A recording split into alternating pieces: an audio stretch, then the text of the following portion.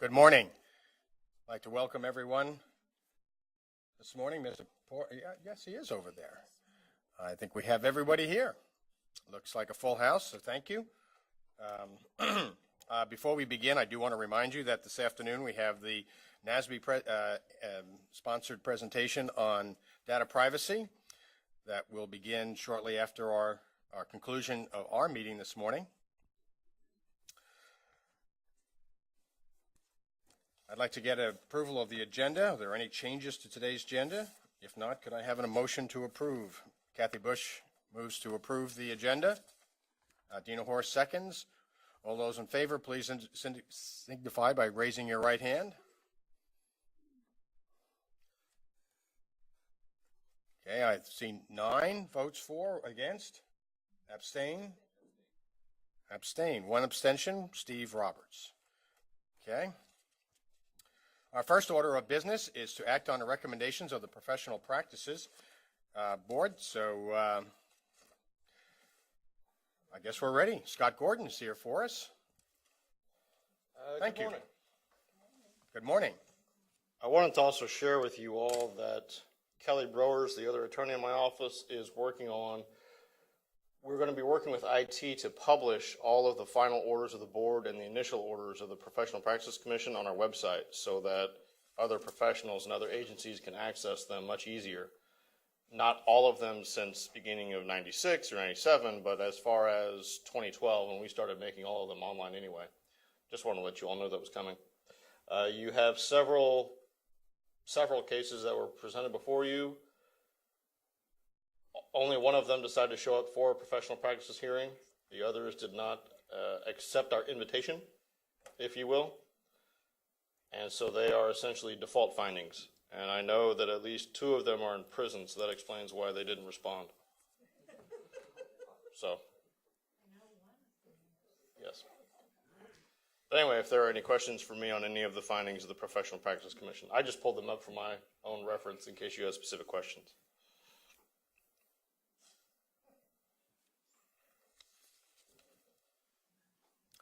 Questions I don't see any questions.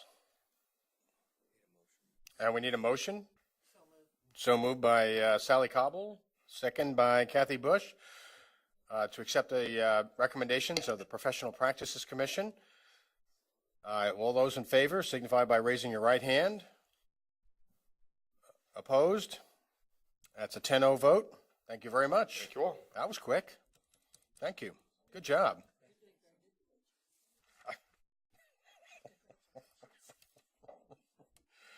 Well, this might not go quite as quickly, but our next item on the agenda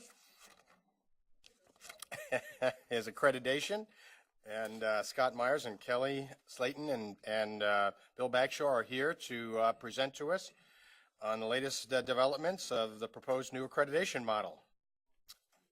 Good morning. Good morning. Thank you for having us here. And also with us is Dr. Cindy Barta. Cindy is a teacher in the Bonner Springs District. She serves as the co-chair or the chair of the QPA Advisory Council. So she's here as well for any responses might be or any questions you might have, from the perspective of the practitioners in the field. So it's our honor to be here again to give you an update on all of the good works that are taking place in the field. Both out in the field and within this building around the work of the envisioned accreditation model as we move forward. We've been out spreading the gospel, working with a variety of different groups of superintendents, principals, teachers, getting feedback as we continue to develop this model. Also, we've had the advisory council has met, and ultimately, as Kelly walks through the latest recommendations from the committee itself. And so that's the purpose of today, is see where we've moved the ball from the last time we were together to today. Okay. To begin with, these are just by way of reminding you, these are items that in our mind's eye are in the bag. In June of 14, we had taken the major leap to go to an actual district level or system-wide accreditation model, moving away from the individual building model. The council recommends the 5R framework, with 4 of them having rubrics, and then the 5th being the results, and we'll talk about the work that's been taking place within the results are as well. During this school year, we've accelerated, but not with loss of scrutiny and work within this. In fact, we added in a meeting, and I see ourselves doing that as we continue to move forward. These are actual recommendations that were passed by the committee, and you'll see the months there as well. How important it is for us to have the public transparency, and at one of our times before you, we showed you a mock-up, if you will, of the dashboard and how it's important at the district level, but then also are able to, just with a simple click, get into the building level information as well. So it's absolutely transparent. The training of the outside validation team so as to keep the work as objective as possible. We're moving forward, and this is part of the model that happens at the higher ed accreditation. So much of this is parallel to what happens with higher ed accreditation. Having visiting teams come in at the end to then make the recommendation to you toward the good works that have been taking place, fully well knowing that this is a growth model. It's a growth model approach versus the watermark approach of the old AYP. We're looking to see where people start, put in place a plan, and we come back and say, well, how's it gone? And have you made the proper growth that was expected? We've took into account that this needs to be a multiple year cycle rather than just the one and done as it is currently, because it takes, the research is pretty strong on change theory. It takes time for things to take effect or any initiative to take effect. And so once again, we're borrowing from the higher ed world and have gone to a multiple year approach. All of this is geared back toward the state board's definition of college and career ready. And we're very cognizant and want to make sure that as we go forward, it lines up with the ROSE capacities and the college and career ready, Kansas College and Career Ready standards. All the work is vetted continually back and forth to that. And the fact that we're coming out with accreditation levels, 3 levels of unaccredited, non-accredited, conditionally accredited, and then accredited. And we'll talk through that as we go through it, if you'd like, as to the rationale behind that and how we chose those 3. So it's with that. I'll turn this over to Kelly. Kelly is the lead, as you'll recall, lead educational program consultant who drives a great deal of the day-to-day work, but also is one of the thought leaders as well. So with that, this is Miss Kelly Slayton. Good morning.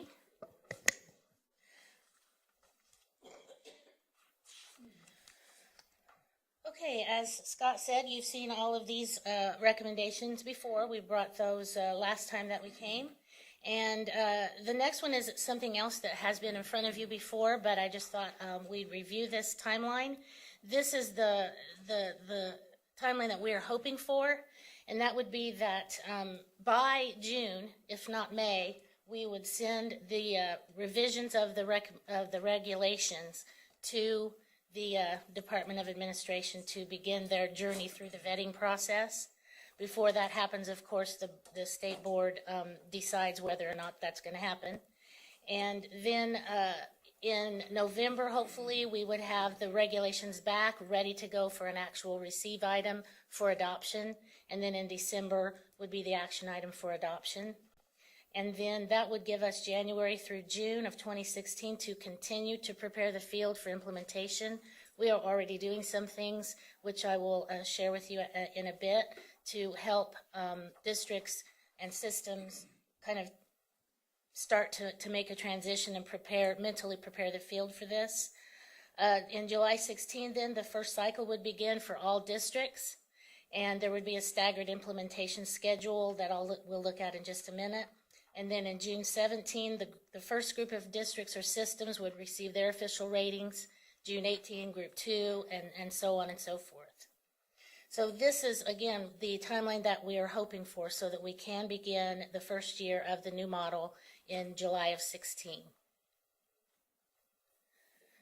The staggered implementation schedule is something else that's been in front of you before, but it's always good to kind of review these specific concepts because they continue to be questions. I mean, if we were to start with questions out in the field when we go present, this would be one of the questions. When is this going to happen? How's it going to happen? And so as you can see from the chart, it shows Group 1 systems receiving their rating in 16-17, and Group 2 is looking at a 2-year cycle, which, obviously these first 4 years would be abbreviated cycles, and the districts or systems would be choosing which year or which group they feel that they are ready to jump into the system.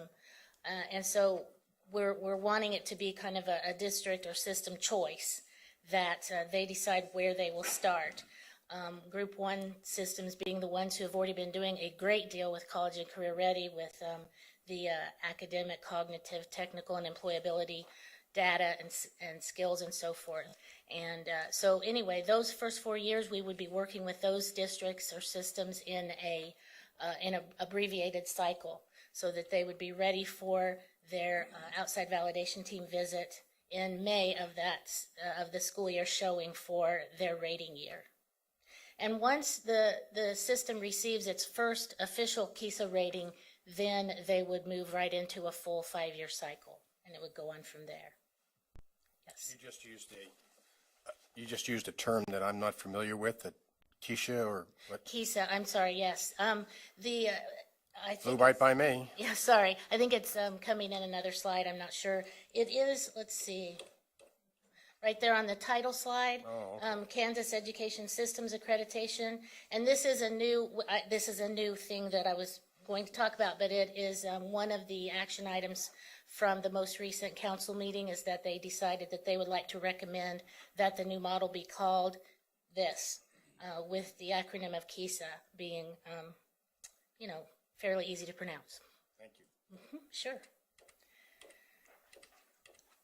Okay, from this point on, we're talking about not new discussions, certainly not new discussions, but new decisions, new official recommendations that the council is making.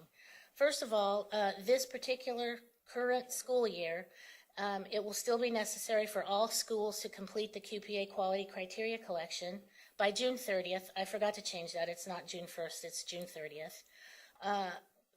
And because we are still under the current QPA regulations. But the council is recommending that the state board consider accrediting schools under their current accreditation status for next year, for 15-16. And I think we would be, we're proposing that today, and then hopefully next month we would have an action item on that so that schools would maintain their accreditation for next year. Then, during next year, during 15-16, I call that year 0 because it's the year right before the new model starts according to our draft schedule. During that time, the council recommends that we have all districts and systems provide KSDE with reasonable assurances to support the district and system level accreditation status for 16-17. And those assurances would be in the form of an accreditation review that would happen at the end of 2015-16. Simply, it would have to do with the non-negotiables, which is coming up in the next slide, and the foundational requirements, coming up in the next slide, that we would be asking that districts or systems have in place. If not year 1 of the new model, then very soon within their first cycle of the new model, they would have all of these in place. And we can go on to the next slide unless somebody has a question at this point, because that's where the more information is. Okay? The non-negotiables that the council has discussed have to do with requirements such as the following, and stating that those must be in order for the district to gain during their rating year a status of above not accredited. Such non-negotiables would have to do with licensure, fiscal and accounting types of statutes and regulations, the IDEA, special ed regulations and statutes, and ESI. This is a kind of a fluid list at this particular point, but we're looking at having some, kind of ground level. Step 1, if you want to be considered for an accreditation rating, you have to do all this before we can even talk about whether you can be accredited or not. And that would be what these non-negotiables are. Then the foundational requirements would kind of be a step two. Once you've done all of the non-negotiables, then we'd be looking at these 6 items as the kind of the next hurdle. Do you have this kind of thing in place, or are you at least very actively working on it? You have a plan going, you just haven't finalized it yet. And this would be that the systems have structures in place to comply with all of the other applicable statutes and regs, the ones that aren't actually named in the non-negotiables. Then also, do you have structures in place to participate in school improvement and accreditation? And hopefully they already have that because they've all been participating in QPA. And then structures to address diversity and equity in education, structures to address family and community engagement, structures to address the college and career ready standards and the ROSE capacities, making sure that's, involved in instruction across their system, and then structures to address social emotional development of all students. We had a big discussion about the word structures. Not actually, this was the solution that we arrived at, was structures, because we wanted to make sure that the language was flexible enough for districts and systems to be able to handle these issues in a way that best fits their local situation. What the council is looking for is the actual bearing out of whatever policy might be in place. Not just that there's a policy, but there's an actual plan that the district is implementing for these foundational requirements. Any questions about the non-negotiables or the foundational requirements? Yes. I didn't see you on here. I don't have it on there, sorry. Kathy Bush? Thank you, Mr. Chairman. On the non-negotiables, when you talk about IDEA, I assume that's yet to be defined, what you mean by IDEA. Well, that's all of the special ed. Right, I know that, but, as far as, because there's all sorts of levels of. Yeah, it's just generally making sure that the districts or systems are in compliance with whatever all is involved with special ed. And what we wouldn't be looking at probably so much at the details of that as we would be communicating with the special ed team. And if they're in good standing with the special ed team, then that would be what we would be looking at for accreditation. Okay, thank you. Sally Cobble? Thank you. Where on these 6 would teacher evaluation be put in? It could be put in the non-negotiables. It could be put into the foundational requirements. I think number 1, if you don't need it explicitly specified, then number 1, it would definitely fit into that because those are regulations or statutes.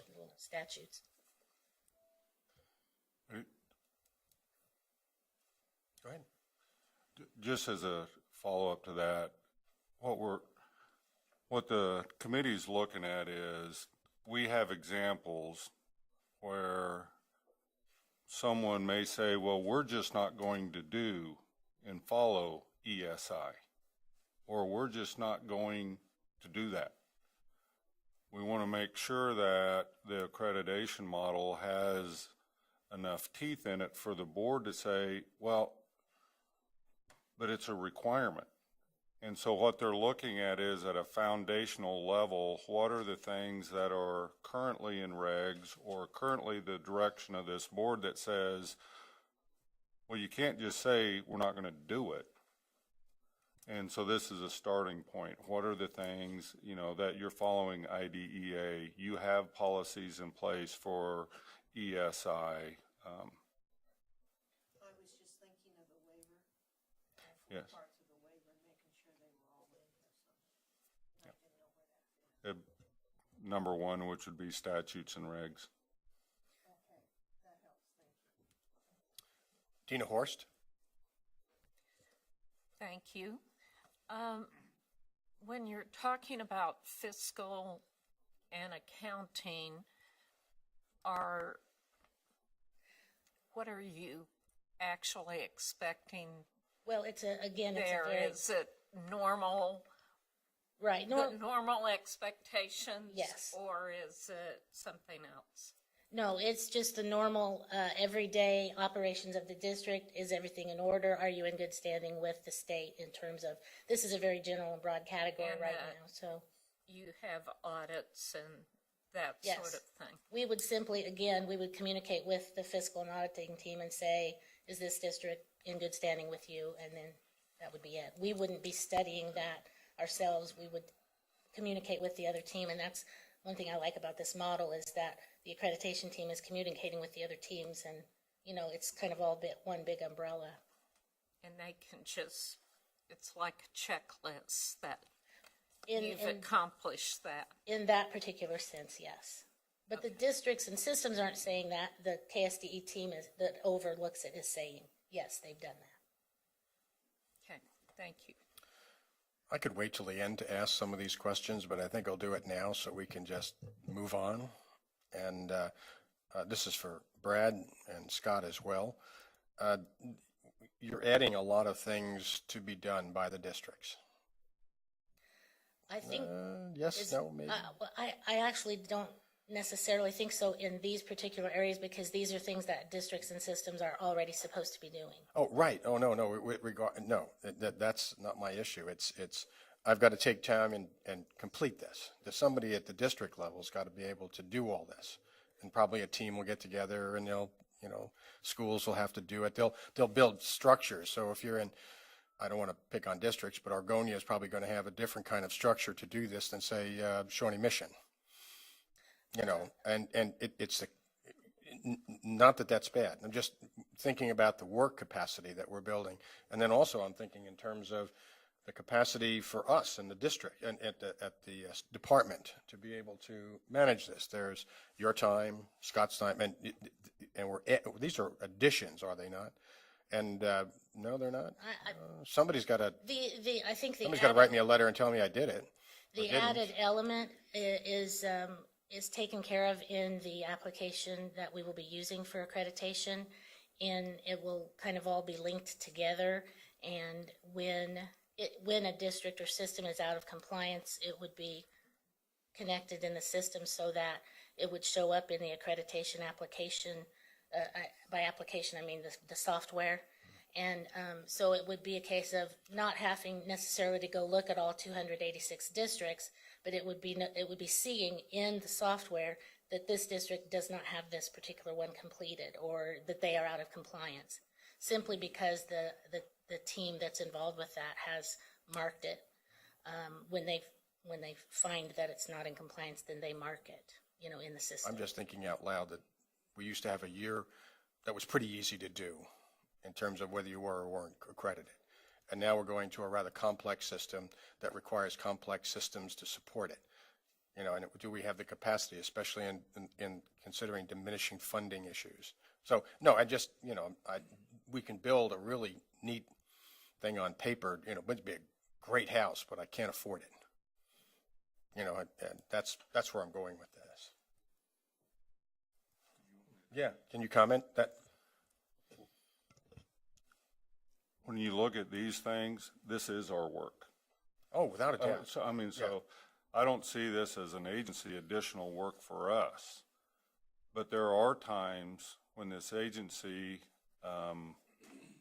deals with a school district that we know is not in compliance with something, and this is a start to a new model to be able to say, until you address these issues, you're going to come in as conditionally, and there are a few cases where we will have a district or some accredited private or whatever says, we just don't want to do that. Well, and so I'm back here even before that. I'm just thinking of capacity to do it. But somebody's got to take the time to do all that. And when you build a system, want to make sure we're looking at this for the systems and the subsystems to support it, to do all the things we want to do. Do we have the physical capacity, the technical capacities? Because we're going to ask the department to do a whole new kind of according to you, a whole new accreditation model. you know, and we've been doing the other one, and it's actually cheaper to do the other one. You know, I'm not saying this isn't important work, and that would not be a reason. I'm just, what are we, and I'm not asking, I'm just kind of rhetorical question right now, and I don't want to get bogged down in this, but this is a lot of work. Well, to answer, 5 years ago, we had a half-time person in our agency that was over accreditation because all they had to do is make sure someone checked 11 boxes and then print off certificates. We now have a team, as we reorganized within the agency, we now have a team around accreditation. So we believe we have the capacity internally to move forward in this. Out in the field, the school districts this is designed around the districts that already have these systems in place and are getting good. So to answer your question, is it more work? Yes, but 5 years ago, we weren't doing anything around QPA other than printing certificates and saying, you're accredited again because you hit an AYP target, really. So yeah, it is work, but we have the people on staff and across teams. This isn't just 3 people. This is career standards and assessment, licensure, everybody working together towards this. So Okay. we feel that we have the capacity within the agency. So Okay, thank you. Okay. Okay, just a real quick overview again. Again, this is nothing new, but I tried to boil it down to a very simple explanation of what happens during the 5 years. And this is nothing new. This is nothing different from previous school improvement plans. The council has recommended that the outside validation team come in the first year, even if it's a virtual meeting, and just kind of see where the district is in terms of how they've started things, what the goal areas they've selected, and what data they've based those decisions on. And then year 2, then the buildings develop their specific goals underneath the 2 goal areas, and the district or system develops their leadership goals. How are we going to lead this? How are we going to supervise this and guide this process across the district? And that probably equates to a strategic plan type of a thing, which districts are already doing at this time. Year 3, then the action plans are implemented, and at the end, then the chair comes in, maybe through a virtual meeting, just to check in with the districts. And then in year 4, the implementation continues. Year 5, then we're looking at the data again and seeing where the growth occurred, and so analyzing the data in that way. And then the outside validation team comes in for its formal visit, and then the district applies for its accreditation rating. So that's just a real overview. But again, we're looking at the same kind of process. You have a needs assessment, you decide what your goals are going to be, the district and system decides how they're going to lead that, and then you implement it, and then you look and see how you did. Great. Dina Horst? Thank you. When you're talking about outside validation team, it suddenly clicked into my head that in the past, districts have been able to use a different accreditation process, and schools have been.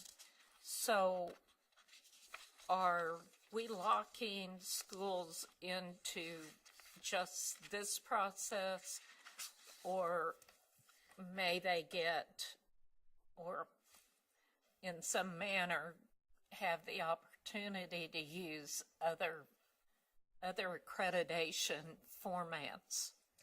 Yes, we have actually discussed that quite a bit, and everywhere we go, we get the same question. It's a very, very good question.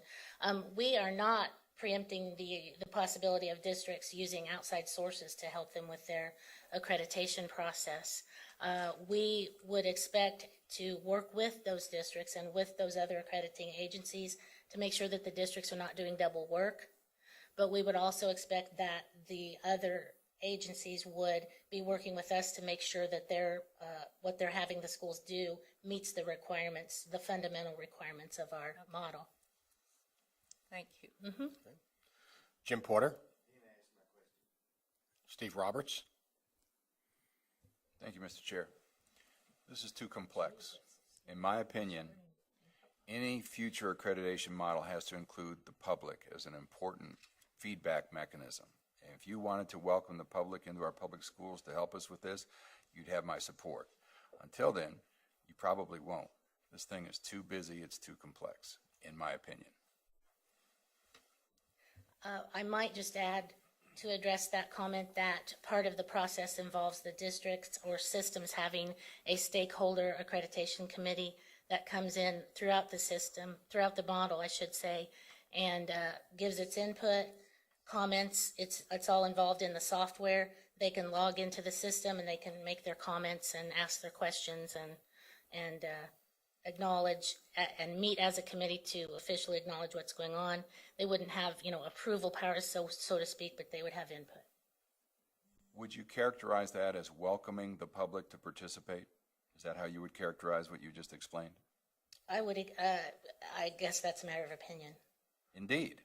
I'm asking, would you characterize that as welcoming the public to participate? Yes. Okay, thank you. Brad? When she describes the software, that's just how they show to us as evidence. But if you actually look in the rubrics in the R's about community engagement, parental involvement, it's very descriptive of what it looks like to get your parents engaged and involved, your communities involved, and that's where they'll go in and evaluate, do we have these types of things in place to be able to say we are a modeling district in the area of community engagement, and that's where they evaluate. We don't tell them how they have to do it. We just tell them what good community engagement looks like, what kind of components. When Kelly talks about getting on, it's not the district. If the district, all they do is have a website that parents can log in, they're probably not even at the implementation phase of community and parent. What we're saying is, you just tell us electronically how you're doing, but that's not good community engagement back at the local level. That probably wouldn't even get you to the Does that make sense? It does, and I would just add on to that, that the areas where the greatest improvements are to be made, where the greatest gains will be achieved in all of this, is in our hardscrabble areas where people typically don't participate, and that's where we have to make the extra effort to welcome the community to participate. My concern is this doesn't quite do that. Well, it is embedded in the system, because I've seen the R's in relationships, and you couldn't get through the system if you didn't demonstrate clearly that you had engaged the multiple publics that we need to connect with, the stakeholders. But it's a great question, Steve, because sometimes as we in school sometimes get a little too focused on the educational ease, and this system actually enhances the whole process of parent and community involvement. Yeah. So thanks for bringing that up. Jim Porter? I guess I'm becoming superfluous because you and Brad had just said what I was going to say. Amazing. Yeah. Okay. Oh, and one thing I'd like to say and you mentioned this earlier, is that this is not an unfamiliar system. You had Nancy Bolts, who was represented Advanced Ed, and about everybody probably is aware of it. And the system itself is not a copyright of Advanced Ed. It's a educational blueprint of how best to do this. But one of the things I will come back to is something I said earlier is, and I see you've added some flexibility issues here, but there are districts who you're going to ask them to do a needs assessment, and they did a needs assessments 3 years ago. They've got a strategic plan. So my challenge, as I said last time, is to engage the districts where they are, not so much as make them to go back to home plate when they're already on third base. And And hopefully we'll see that. that's exactly why we have the staggered implementation schedule and why we're planning to have districts identify themselves as where they will start in that schedule. If you've already done a needs assessment, then, you probably don't need to start in that first year one phase. And so they would be able to start in. I would be one or two. disappointed if any of our districts had to go back and do a year one phase. Yeah, School improvement's been around a long time, and right. this model's been around a long time. And A great example, all of our school districts that are in the Kansas Learning Network, they've had the needs assessed, so they may come in at the year 3 or 4 because they're already there. great. Yes, and Tammy Mitchell and I are working closely to prepare a crosswalk for those districts, showing how what they're doing for KLN meets what they're doing for the new model. Great, thank you. Okay, what we're doing to encourage districts and systems to prepare at least, the mindset of their staff, if not, some pre-steps to the model. We have about, I don't remember, I think 7 things that we're saying in our presentations that we would suggest that they do. We're advising them to do, especially if they want to be out there in front of it. First of all, we're saying that they should familiarize all of their staff with the state board's definition of college and career ready, using, and also that acronym that we've kind of here at the State Department come to be familiar with, which is the ACTE concepts that come out of that definition. It works as a handy tool for remembering the definition itself. So we encourage districts to make sure that they are using that terminology. The second one is to familiarize all staff with the ROSE capacities, and how those go together. How does the state board's definition of college and career ready go together with the ROSE capacities? And they intertwine beautifully. Then the third one is to suggest that the leadership in the districts and systems begin reviewing the 4 rubrics with the idea of calibration and inter-rater agreement in mind. If you've got a whole bunch of buildings, then all of those principles need to kind of be together on what does rigor look like in our district. And when we say family engagement or community engagement, what does that mean in our district, and how, so they're all scoring similarly across the district. And then the fourth one is to familiarize all the staff with the 4 rubrics. Have them reflect on what they already do in support of college and career ready, ACT, ROSE capacities, all those things, again, that just kind of intertwine. Even though it's 3 separate lists, so to speak, they're all so similar in concepts that it's very easy to have those conversations if you sit down and have them. And again, to stress the idea that we're not asking teachers and school districts and systems to do anything new, but simply we're asking them to look at it through a common lens across the state, that common lens being the 5 R's. Number 5 is relating their strategic and their action plans and their goals, maybe even for next year, for 15-16, as we are planning right now for next year. How does what we're doing fit in with the 5 R's and the ACTE and all of that stuff? Not necessarily totally basing it on that, but having those conversations and using the terms to kind of help that transition. And 6th thing is to, when they're discussing data, to make sure that they use those terms as well. Address the data's relationship to those terms again, and how the data that they're already collecting can be used to show growth in their accreditation model. Again, we don't want districts and schools to have to go out and start a whole new data collection process. They're already collecting all kinds of data. And how could the data that they're already collecting be used in this new model?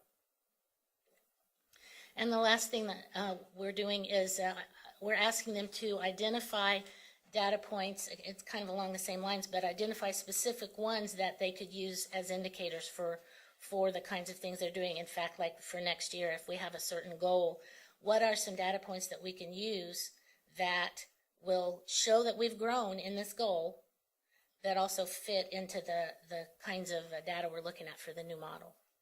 So just kind of a transitional approach to the mental preparedness. Here, winding things up, again, I'd just like to remind that we are proposing that the state board consider maintaining the current accreditation for schools for 15-16, and that would be something we would hope that you would consider for this month or next month as an action item. And this is our motto right now. We are ready to rock and roll. The advisory council has already been rocking and rolling all year long. The discussions have been amazing. The action items that we've put through have been, accelerated, but they've been based on discussions that have been going on for a long time.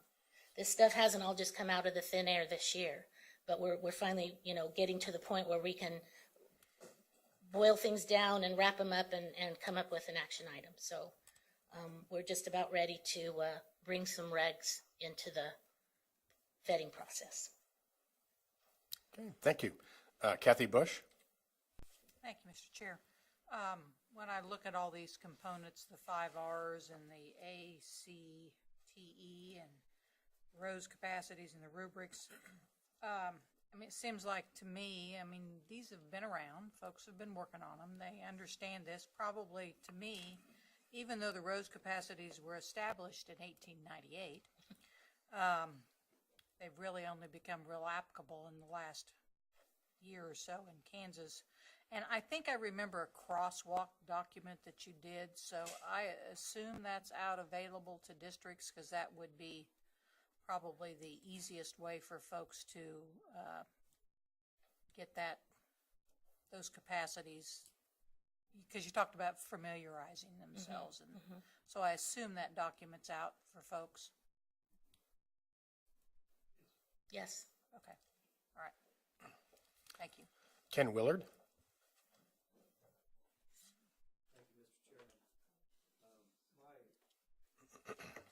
My thoughts are somewhat similar to what Mr. Roberts brought up, and I don't really see the process as being overly complex so much as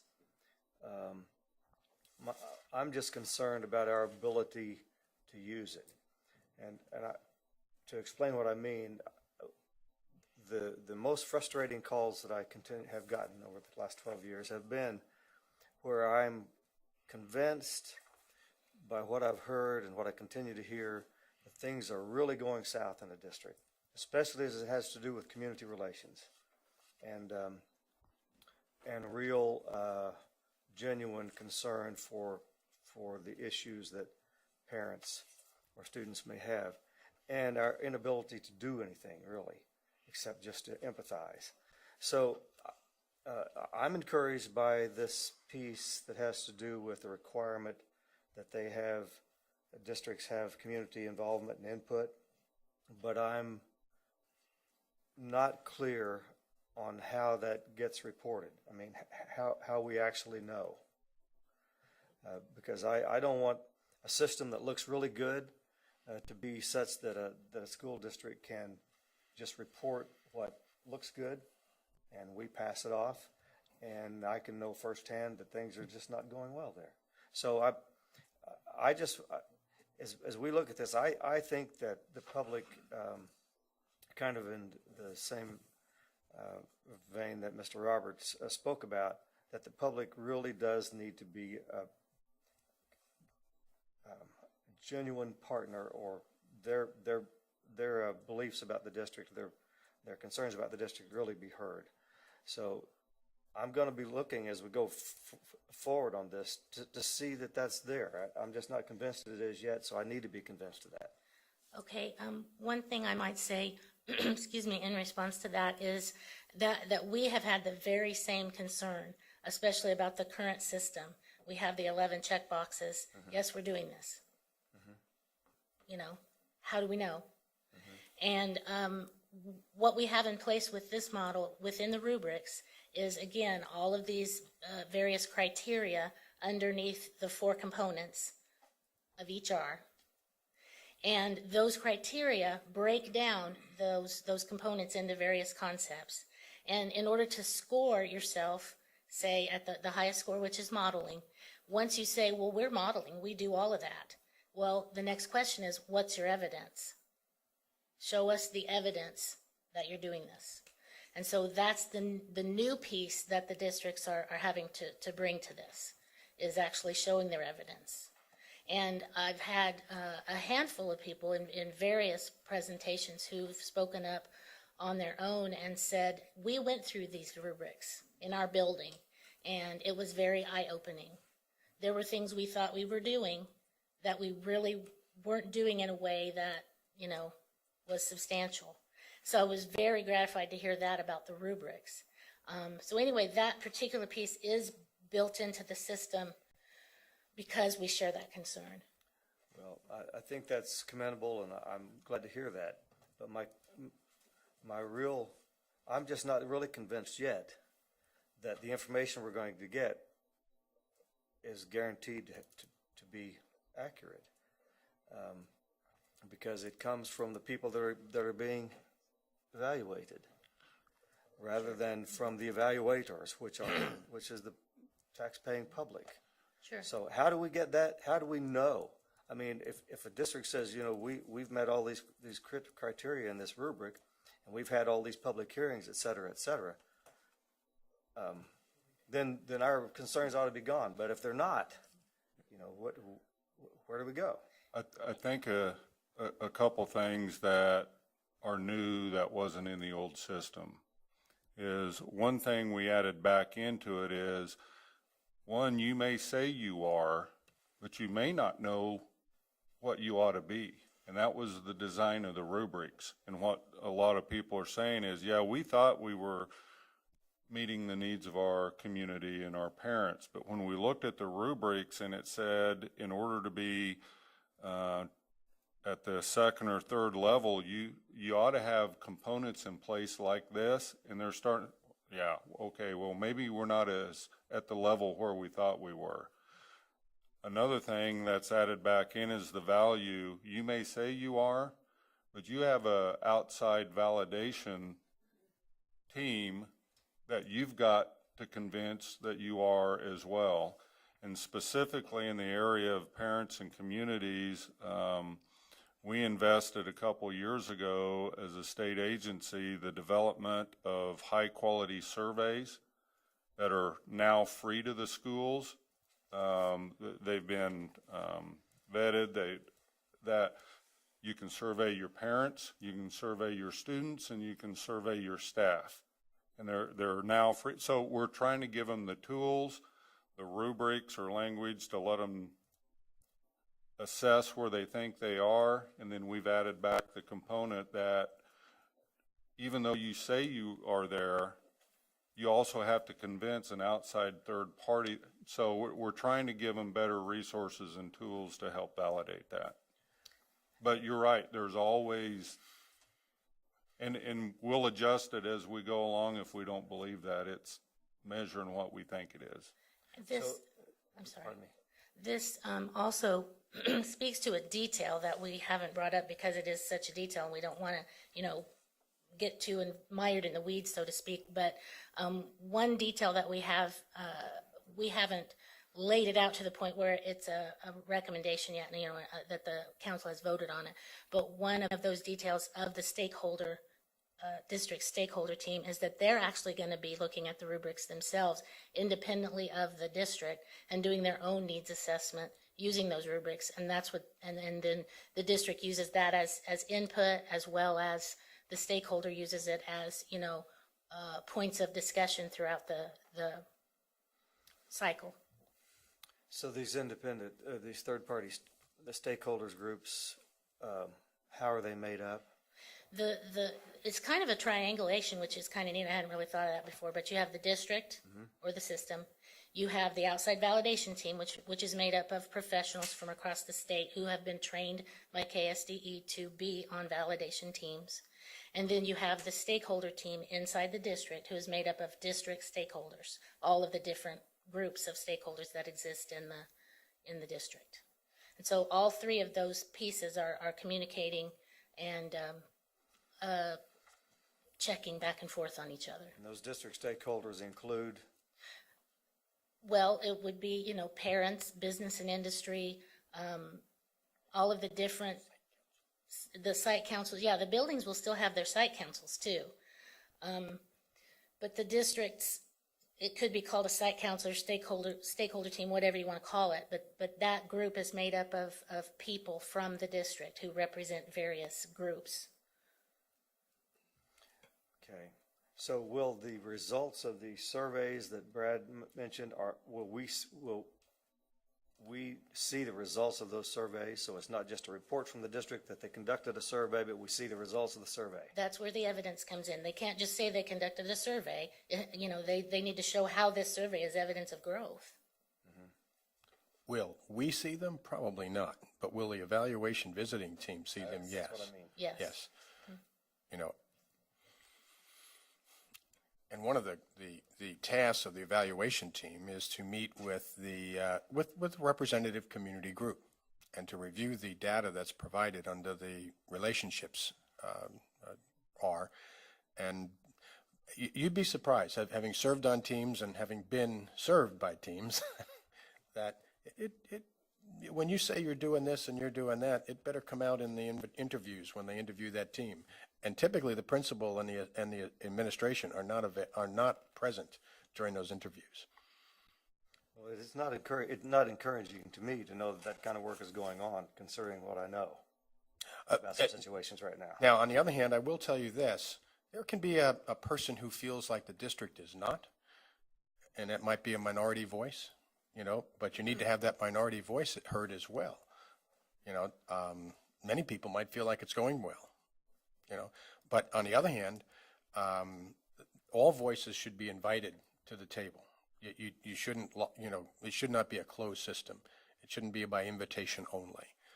It should be an open invitation to the community. If not, then it's a flawed system, because one of the questions you have to answer is, how'd you put this group together? Yeah, and Ken, you're right on. We need to hear all voices.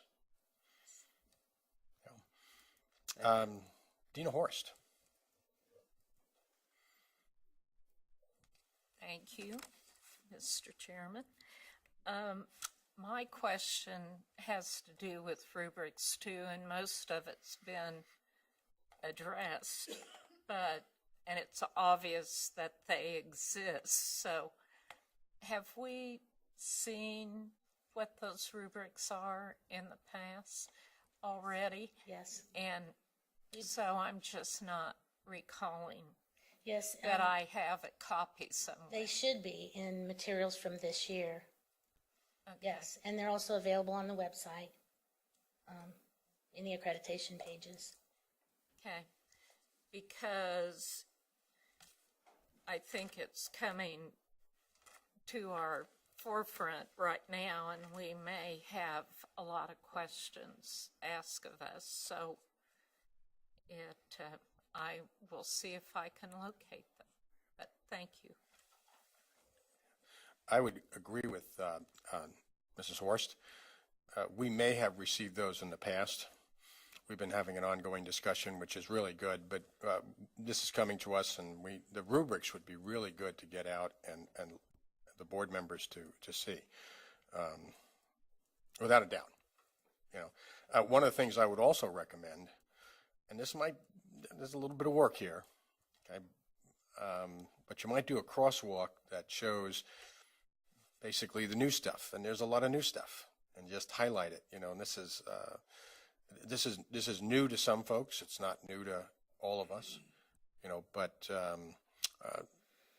the district overview right now, that the district, we haven't voted on that, and we've had some interesting discussions about that. So those things I don't need it would help me to have a crosswalk that showed some where the new stuff is and where I can find it and how I can learn more about it. And do you mean the old versus the new crosswalk? Yeah. Okay.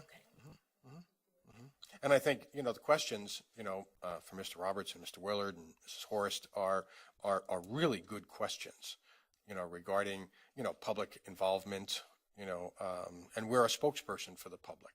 And too often, these processes, especially our process, you know, checking off 11 boxes, didn't really engage the public very much.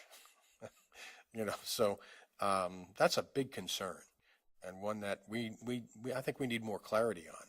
But it's a great step forward. What we're doing here is way better than what we had, you know, and worth the cost to go forward. And I want to follow up on the other question. If I was school X, Y, and Z, and I decided, you know, I'd rather follow the process and go with advanced ed, is that going to carry me through this system, or am I going to be an outlier? Again, we're going to do our best to make them mesh so that there's not double work, and all you have to do is come in and So advanced fill ed in the sends us a blanks. letter and says, you know, these guys met all the criteria that you've expected, you know, and we say, hey, thanks a lot. You did the work. We appreciate your efforts. We validated what you've done. And I apologize for keep jumping in because no, please here do. in a couple months, I'll be back standing there. So I'm speaking from my deputy commissioner hat. But the timeline, what we're trying to put together, all of this is eventually going to come to the board. Our goal was to bring more action item stuff to the board this spring. But we're honestly waiting till Randy gets on board, because he'll eventually be leading all of this and allow you to have your retreat. Because we were hoping if you'd have done your retreat in February, a lot of that retreat would have been around this type of information. Now that we're doing the tour, so we'll be bringing more detailed and more action decisions for you.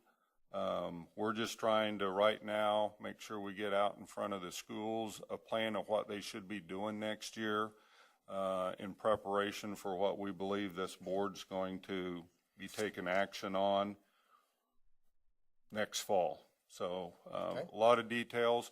We will put a packet together for you that has hard copy, all the stuff, but yet get you the link to all so you can really get into regardless of where you're at.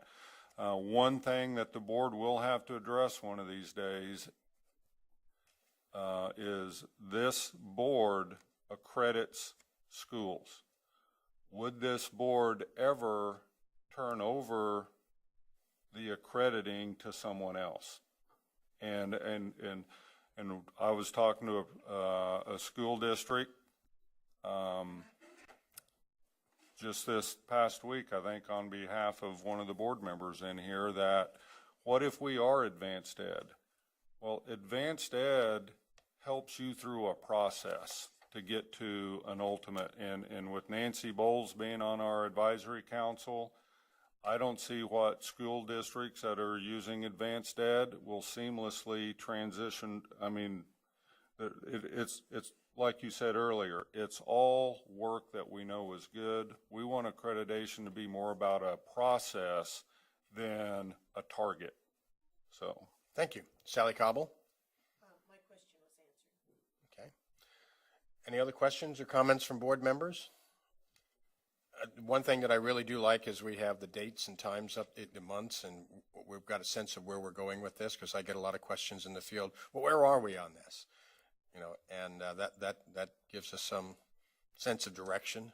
You know, we have a lot of issues before us. I look forward to more information and some more clarity on those issues that were brought up today. So thank you very much. Thank you. Good job.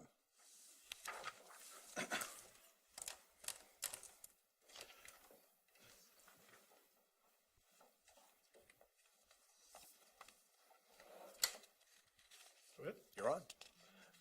As I transition to set up the new information for you for our next topic, I do want to take the opportunity to thank you, though, for valuable feedback just provided.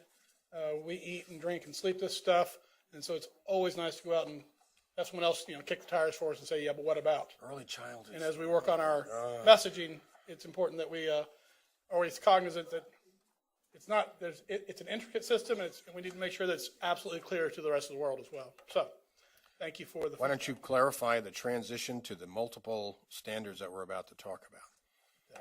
That's what I'll do. Okay, I'm here before you again. If you'll recall, we are in the process of addressing all the different program standards at the higher ed level for the various areas in which we license individuals. I have with me today Dr. Catherine Schmidling is the lead EPC, our education program consultant, works with the higher ed field. We also have Dr. Mary Devon from Kansas State University. We'll be talking with you about the building and leadership standards. Dr. Sally Roberts from Kansas University on the high and low incident special education standards, program standards, and Dr. Eva Horn from KU with you about the early childhood unified standards. If you'll recall, we were here before you a couple months back, and what we're trying to get through is all the different areas in the next 2 years because the field is continually moving forward, and so we just want to continually go back and make sure that what we're doing fits what's going on around the nation and fits Kansas as well. The program standards themselves are helped to establish what is actually taught at the college level, so as to prepare our candidates and our in-service teachers to better fit the needs of our students in PK-12. They're utilized for program for relicensing as well, the work that takes place around it. And then at home, at the EPP level or the IHE level or university level, college level, they use these to build their various classes and programs that they offer. You will recall there are two big buckets of types of standards. You've got the professional education standards, which is board approved of in the last several months, and then the individual content program standards, and that's what we're going to keep bringing to you out every couple months. We bring it as a receive item, and then the following month is the action item on it. And that deals with the content that's needed within that particular course of study.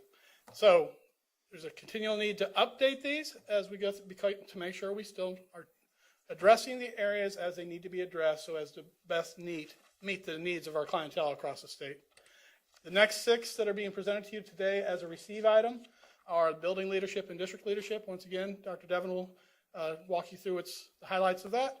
The high and low incident special education, which will be brought to you from Dr. Roberts, and then the early childhood unified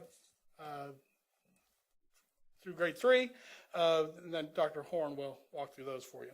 So that's the purpose of today, is as a receive item leading toward a action on these a month from now. So, Dr. Devon.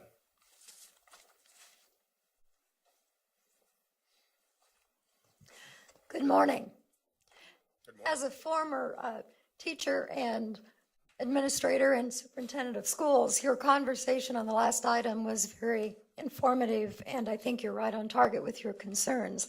So I think it's natural for you next to think about what are the leadership qualities that we want in our districts in order to create the environment for those things to happen. And that's what the standards for leadership are all about. I'm here today because Dean Debbie Mercer, who chaired the committee on this subject, is in Chicago attending the American Educational Research Association conference. So she sends her regards and her appreciation for you considering this important topic. You have a lot of materials, so I don't want to tell you things you are already comfortable with. I want you to ask me any questions that you think I can help you with. In general, the process was that a very diverse stakeholder group met over several months, both face-to-face, and as we had a better sense of direction, we were able to communicate electronically often.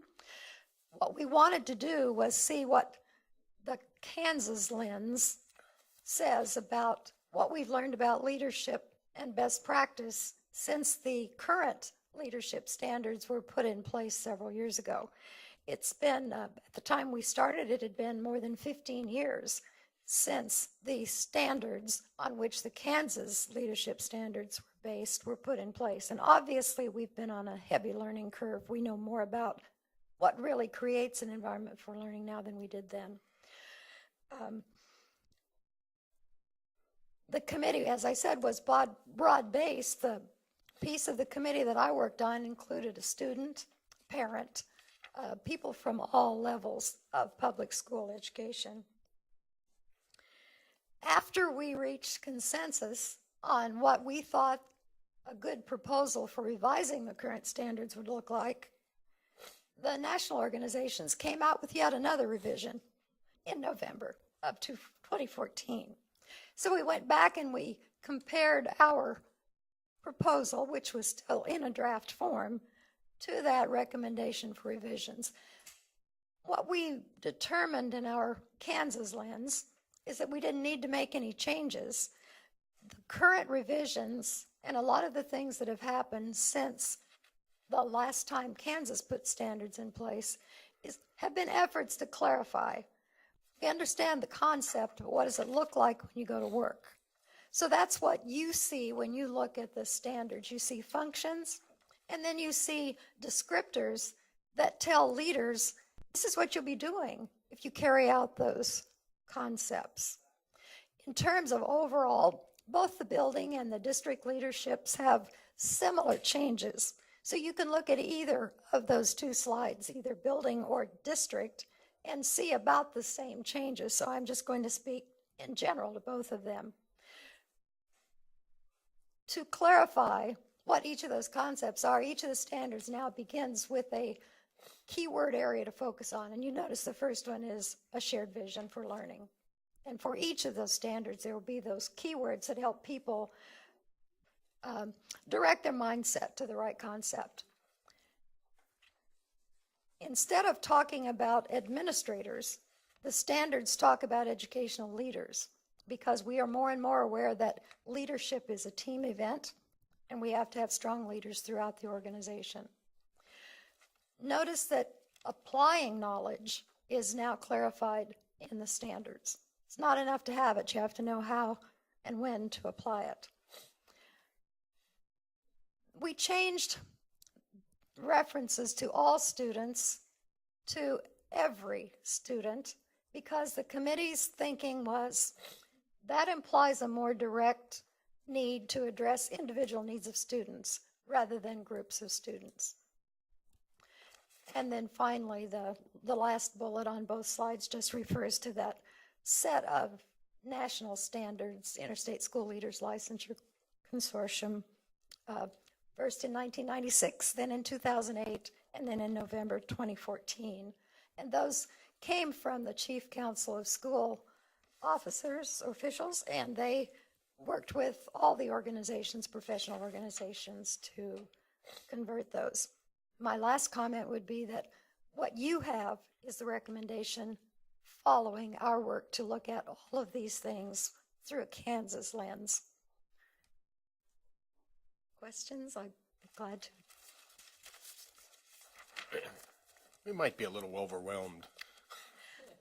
Well, considering the stack of papers you just got, that's understandable. Mr. Roberts? Thank you, Mr. Chair. Is there one particular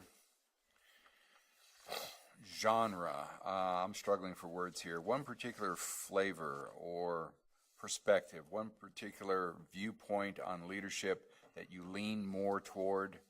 Is it more inspirational, aspirational, someone who's, I'm just wondering what drives what's behind the curtain. I'm struggling for metaphors and language here, but you know, there's as many different kinds of leaders as there are people. You know, I've done a lot of things in this life. I've worked for a lot of different kinds of folks, and sometimes I've been tasked with being a leader.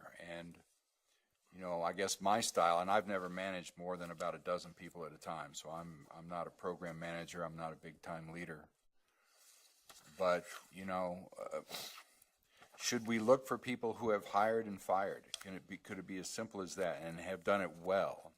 Should we look for people who admire Jim Collins or you know, Stephen Covey's kind of business. I'm just wondering what's behind the curtain on what your perspective is on building leadership. What's sort of behind the front?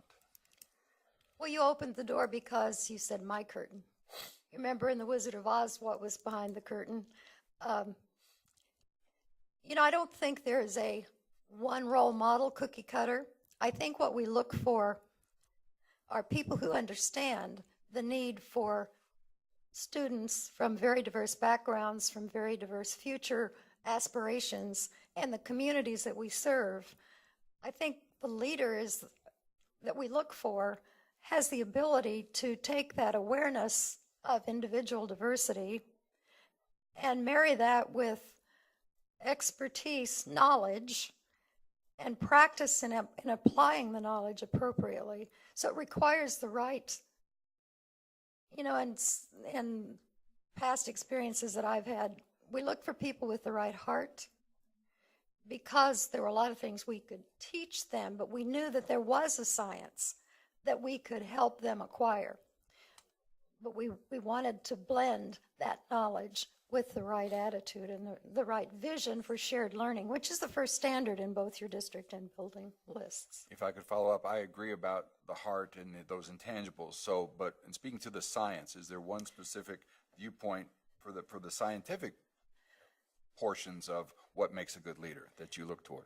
Well, we know that a lot more about leadership today than we did 20 years ago or even 10 years ago. We're learning all the time. So if you look at your standards, one of your concerns was in community engagement. Look at standards 4 and 6, and you'll see that they speak directly to involvement and awareness of what's happening in homes and in communities. And the leadership responsibility for participating in advocacy for what student needs are in that particular location and beyond.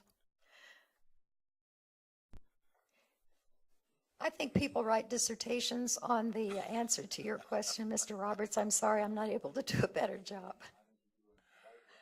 Thank you. Sally Cobble.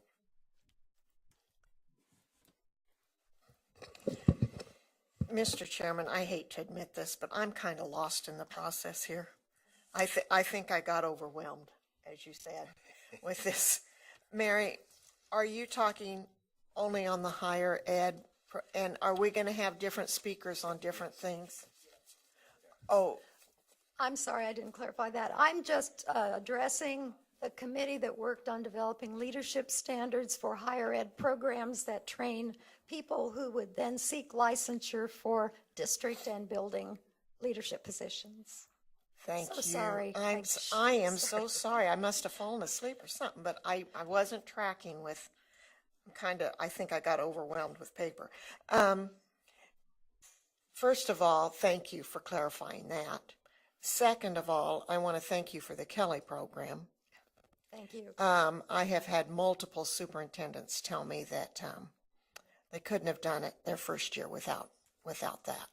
Well, and that's, again, to the board's credit for recognizing the need for support. The Kelly program, Kansas Educational Leadership Institute, and Mr. Porter, by the way, was a participant as on our advisory committee in that group. But you were, the state board was in the State Department of Education. You were an original founding partner in that program that provided 1 year of mentoring to people in their first year as either a building principal or a superintendent. We can all learn by making our own mistakes, or we can learn under the guidance of people who can take us where we are and go even further, because we don't have to repeat the same thing over and over. Well, that's very kind of you to say, but we also know that we can have a concept, but it takes somebody to fulfill that idea. And you took it and ran with it and made it awesome. So I wanted to thank you on that. I have another question about higher ed and it may not be, anyway. As higher ed institutions, as you help our principals move in, some of them want into superintendency, how are you as institutions feeling about when you have a straight A student in your superintendency program, but they can't pass the test? The test meaning the national ETS test? Well, I don't the know, some exam test we give that For licensure. for purposes, the licensure of a cuts or- superintendent. What ownership are the institutions having in that? To me, if a person gets an A, a straight A, they ought to be able to pass that test.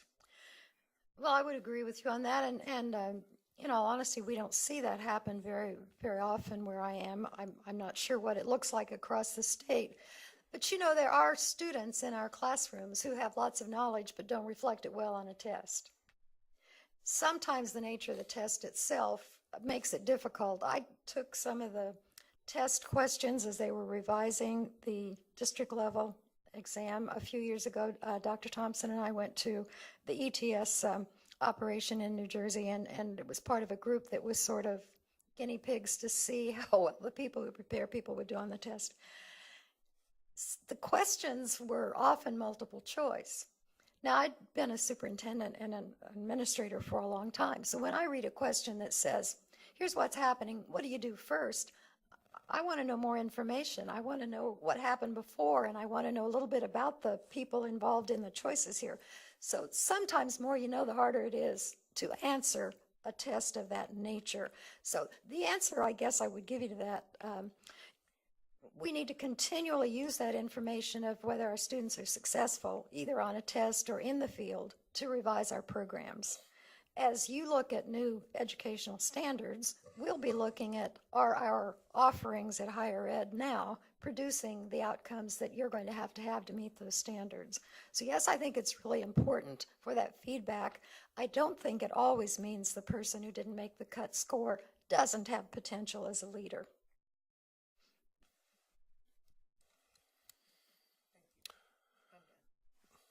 Thank you very much. You're welcome. And Thank you. again, for your thank you for the consideration. Kelly program, and thank you for your presentation. Very good. Thank you. Thank you.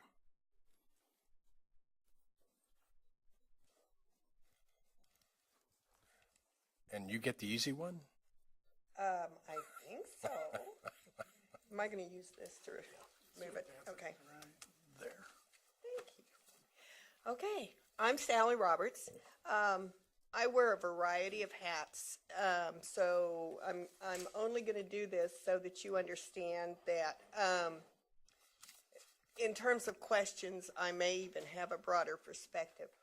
I currently am the Associate Dean for Teacher Education and Undergraduate Programs at the University of Kansas. So in that hat, I'm responsible for all of our licensure programs. But my background is special education, hence how I got the job of chairing the committee for the special education standards. To give you kind of a quick overview, what we do in higher ed with these standards is we use it to build our programs. So, for example, we have advanced programs at KU, as do many of the institutes of higher education, that have programs to train special educators. And when I say advanced, that means that the advanced programs are added endorsements. So all of our students have an initial teaching license in elementary ed or secondary field, and then they come back and add this endorsement special education on. So as you're looking, and not today because you just got inundated with the paperwork, but I'll be back next month when you vote, and you can just give me all those questions you've thought of. But remember that these are folks who already are teachers. They already have an initial teaching license, and what we're doing is now giving them the added skills to work with kids with special needs. So that's kind of the background. We base our programs and we assess our students based on these standards.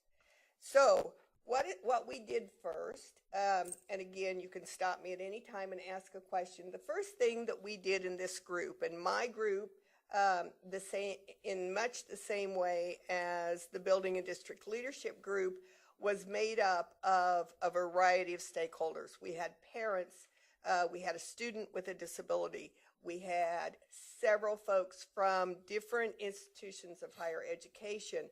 We had a special education director from a school district. We had a variety of folks we had special ed teachers who were working in the field on this committee. So the first thing we did was talk about the name.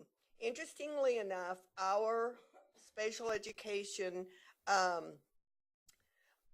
license in Kansas has been called adaptive and functional for a number of years. I have no idea where those names came from, but we were probably one of the few states that used that terminology. So with my hat as over licensure at KU, what I was getting was questions from my licensure director. You know, when we have someone who gets their endorsement here and then tries to move to Kentucky, they haven't a clue what area in special ed they actually know their expertise is in. So we had a lot of discussion. We did some research and we looked and we came up with the change of the term. So we changed adaptive to high incidence, meaning that those are all the areas that occur at a higher level among children with disabilities. Yes. We have a question from Kathy Bush. Uh-huh. Okay. Okay. Okay. All right. Thank you. Sure. So that was the first thing one of the things that we discussed. We did change that term. Very quick, when you say at a higher level, is this more common, More incidences, exactly. And maybe this will answer your question. Under the old adaptive and now under high incidence, it's categorical areas that we tend not to use those terms any longer.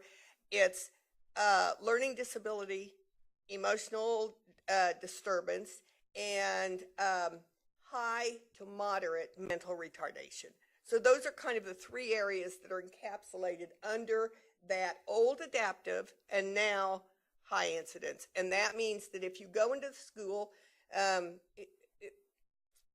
disabilities run between 13 and 15% in a district. The higher number, the higher amount of that percentage are going to fall within those different categorical areas. And that's how we came up with the term. Is it perfect? I don't know.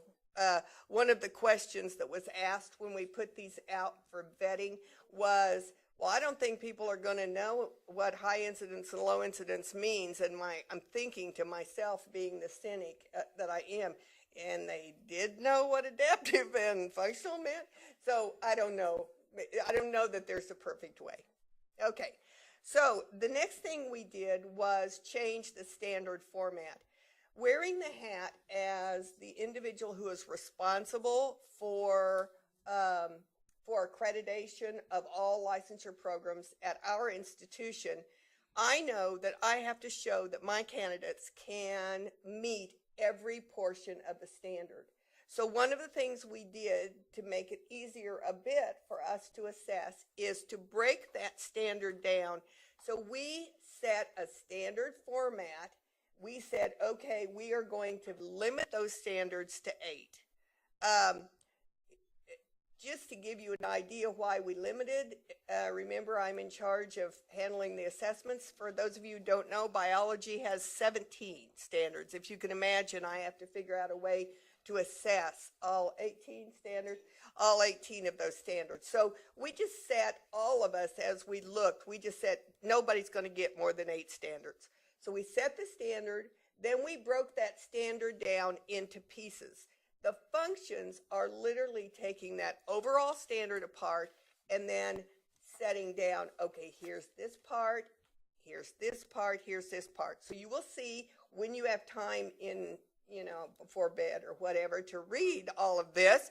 But I don't want to say it'll put you to sleep, but anyway, when you have time to look at it, then you're going to see that the entire standard has been taken apart function by function. Then underneath the function, it's further divided into content knowledge. What do I want my candidates to know?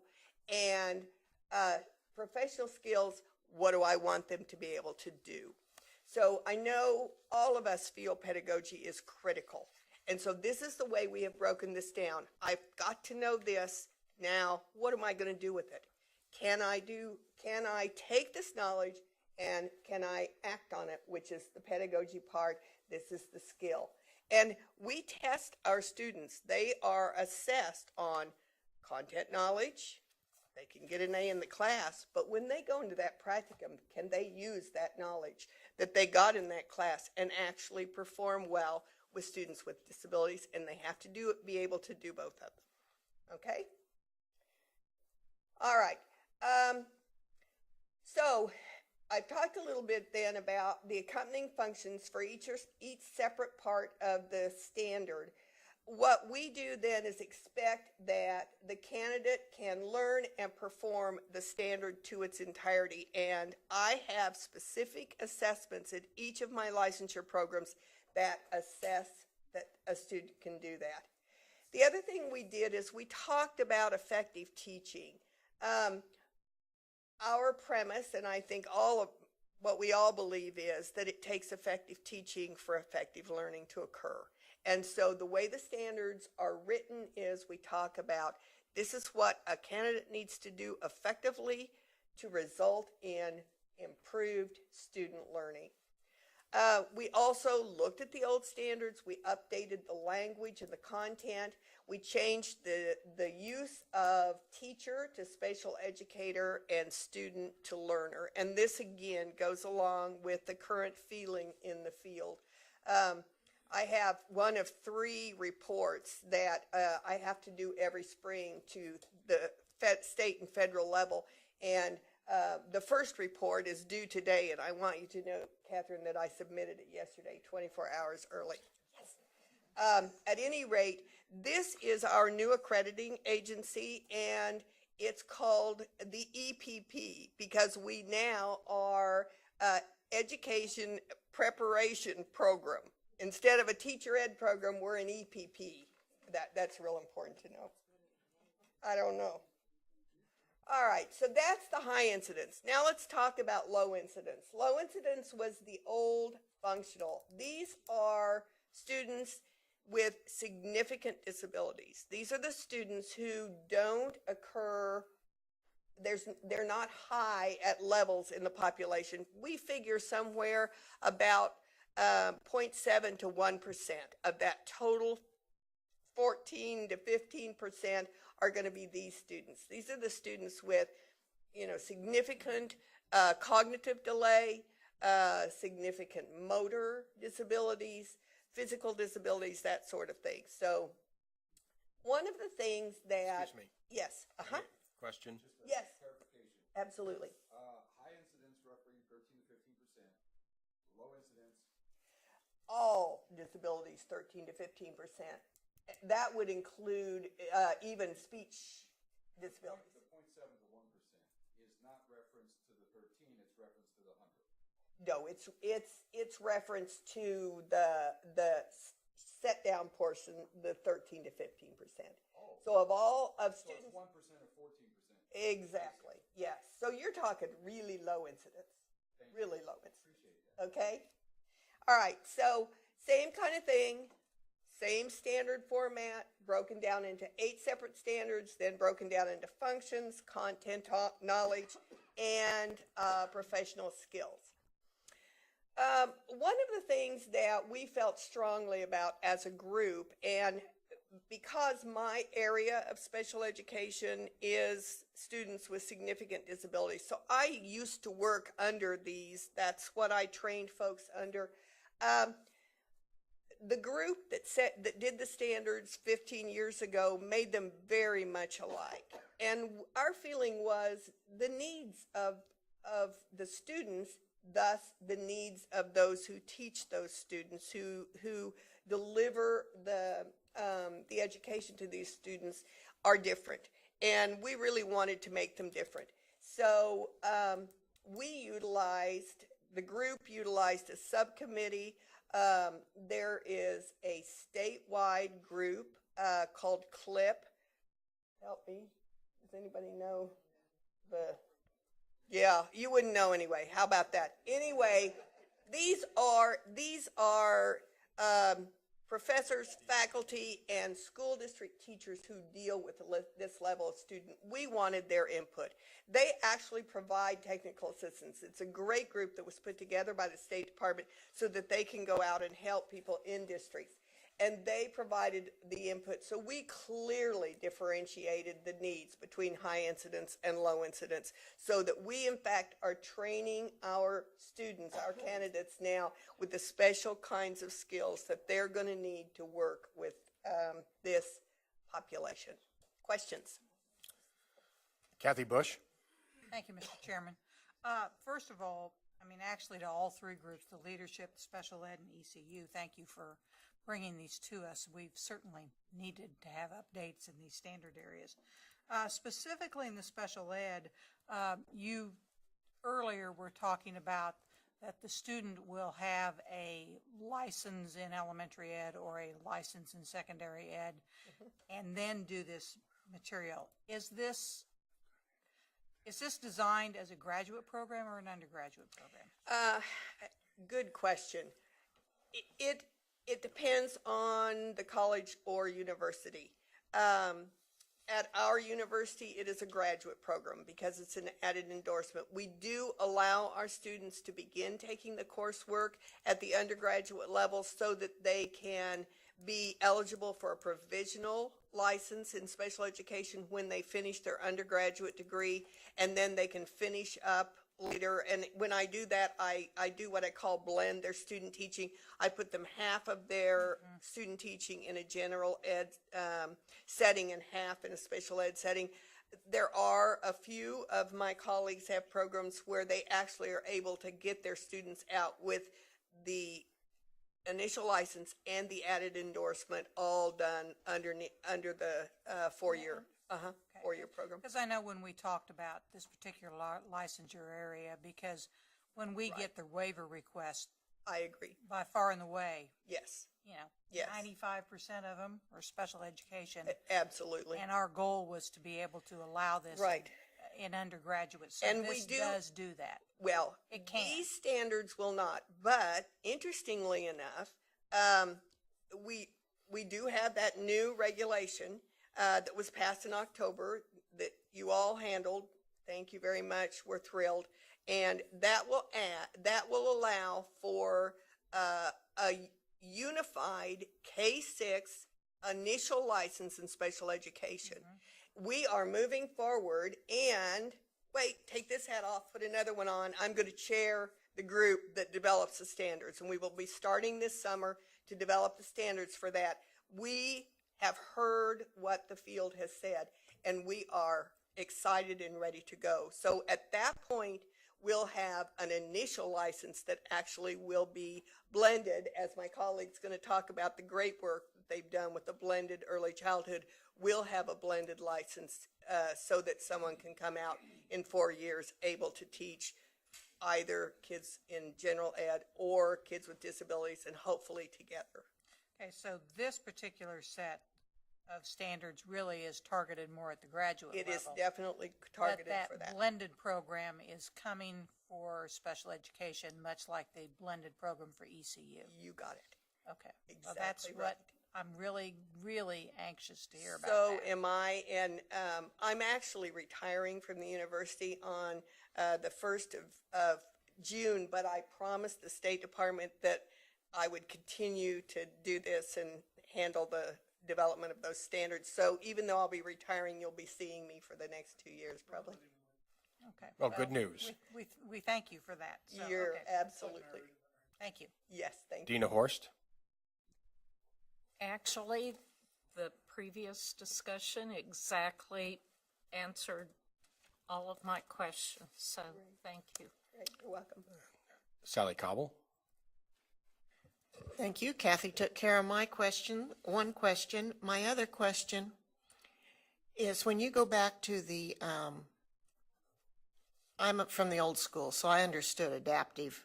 Yeah, I just think that we on the board are going to have to be very careful because we have been dealing with this emergency and safety intervention, and we talk about high incidences and low incidences. And so we've got a little learning to do on that. But thank you. Yeah, I agree, and we're having trouble with our terminology also. Thank you very much, and congratulations on your retirement. Thank you. I think it's time. June 1st. Yeah, June 1st. Well, as a faculty member at KU in the School of Education, I can't say that I'm happy that she's retiring. It'll leave a big hole for sure. So I'm Eva Horn. I'm a faculty member at the University of Kansas, and I coordinate our early childhood unified programs. We actually have programs that address both of these licensures. I'm going to kind of talk about these licensures and these standards as a package because they really are essentially the same except for the age range, and one being to kindergarten and one being through grade 3. So obviously there's some differences around the standards as we add the first, second, and third grade, but the changes really are not different that were done.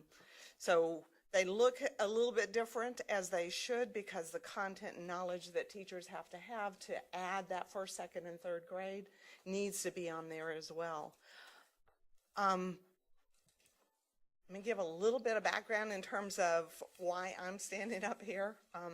The members of the committee that actually put this together were not able to be here today, and so I was kind of the pinch hitter or the pinch runner. I'm not real good at baseball terms, but basically I have lived and breathed these early childhood unified programs since the first set of standards were developed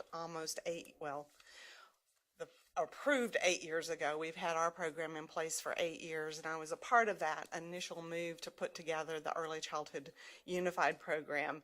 So I don't actually sit on the current revision standards, but I've been watching it really carefully. I've been giving a lot of input, been a part of a lot of the statewide input that's gone into the revisions that are made. And I will say that myself and colleagues across the state, including folks in programs as well as folks in other higher ed institutions, are excited about the changes that were made. Bottom line is we did tweaking. This was a new program 8 years ago. We had lessons to learn. We were excited about it. We really believed in this blended license. The fact that those two programs, that an early educator working with our youngest and in many ways most vulnerable populations really needed to have solid grounding and understanding of how children develop typically, things that can go wrong, things that put children at risk for not being successful in school. They needed to have all of that knowledge. They needed to be able to, when they encountered any young child, they needed to know, what do I do with this individual child to improve the likelihood that they will be successful as they move into school. And that's really the mission of the early childhood program. And so for it to be a blended program across kids with and without disabilities is absolutely what these standards are about. So what did we change? What are lessons that we learned over the last 8 years that we needed to change? A lot of those have been talked about by Sally and others in terms of it was just time to update some language. We had 13 standards, not quite the 18 that biology did, but the birth through grade 3 had 13 standards. That was really hard to manage in terms of coming up with clear assessments that didn't just bog us down in terms of just grading for the sake of grading, or gathering information for the sake of gathering information. So the fact that they've been brought down to 8 standards both is one of the changes that was made, and we think a really appropriate change that was made. Another thing that was changed, seems like a simple thing, but rather than every single standard saying children with and without disabilities, we realized, I think initially we thought we needed to make that really clear because it was a new thing. I think that folks are now comfortable and understand that this unified license is about serving all learners, all young children. And so we just have a definition now that says that learner does mean all children, those with and without disabilities, and then we don't repeat it for every single standard. So again, I think a really minor change, important, but an important change. We also did have to, as Sally was mentioning, these standards had to then be aligned with the national standards from the professional organizations, so they had to do a review of it. So the INTAC task, and I'm not going to be able to tell you what all that stands for. We did have to make sure that it aligned with those standards. So that's another change that's probably even hard to pull out exactly where those changes are. The more content changes, I think, that are important, and that I really, again, I sound like a cheerleader, and like I said, I wasn't even on the committee, but I am really pleased with the changes that have been made. One was, and I thought the conversation earlier about communities and community involvement and family involvement in early childhood, my gosh, if we're not involving families, we're really making a big mistake. And one of the things that I see in the new standards is a stronger voice that says we must prepare our early educators to work in partnership and collaboration with families. It's a standard. They need to know how to do that. They need to recognize that families are literally partnering with them and in a way have given them the privilege to work with their young child. And so that to me has really been strengthened in these standards, that it's not just, include families. It is work in collaboration with families. The other thing I think that has been strengthened is the notion that you need to work with other people. And in early childhood, we often talk about one of the skills that you need to know. You can't just say, I love young kids, and that's why I want to be an early childhood teacher. You have to be able to work and play well together with adults, because you're not going to serve those young children if you're not doing that. Those adults include the families and caregivers of the children, but they also include the host of people that are in those children's lives, including community partners, et cetera. And again, that's more emphasized than it was before, because I really think we felt like we weren't doing enough of that in our training programs. Let's see if there's, one last thing, and it may be, I may go backwards. Yes, I did. Let's see. Well, maybe it was I'll just tell you, I'm overwhelmed by the stack of papers. I had to figure out where were the ones I wanted to be talking about. And I only have to talk about two areas. One of the things that also changed a number of the standards, particularly the 13 that we had in the birth through grade 3. We had a number of standards that talked about what a program should do, or a classroom should do, or what a classroom should look like. What we backed up and said is, wait, this isn't about the program. This is about the teacher. We know that the teacher, these are standards for what a teacher should be able to do, what that individual should be able to do. And so therefore we're saying, we're really refocusing that it is that direct connection between the teacher and the child, so that the teacher knows that that is, in fact, where their focus should be. Not on, does my classroom look pretty, but is Susie or John or Jack getting the things that they need? Are they learning the things? Are they making progress? Are they moving towards that entry into school to be successful? So again, a little bit of a shift of taking things out of the understands how to create a warm learning environment, just moving the words to understands how to create an appropriate learning environment to meet each individual student's current abilities and future needs. So those kinds of changes are the kind of broad changes made. I'll stop. I feel like I'm preaching a little bit because I obviously really feel really strongly about this program. So I'll stop and take any questions. Well, thank you very much. And please, Scott, to all of the committees who worked so diligently on this, excellent work. Please extend our appreciation and thanks. Looks good. We'll be back next month with an action item. Action item, okay. We're going to take a break right here for 10 minutes to 10:55, and then we'll see you all back here in 10:55, and we'll start with Dale Dennis.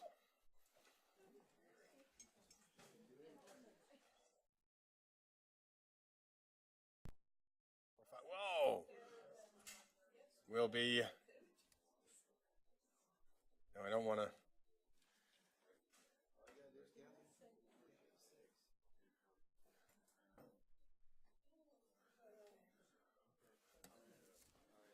Oh, Carolyn's here. Now we can start.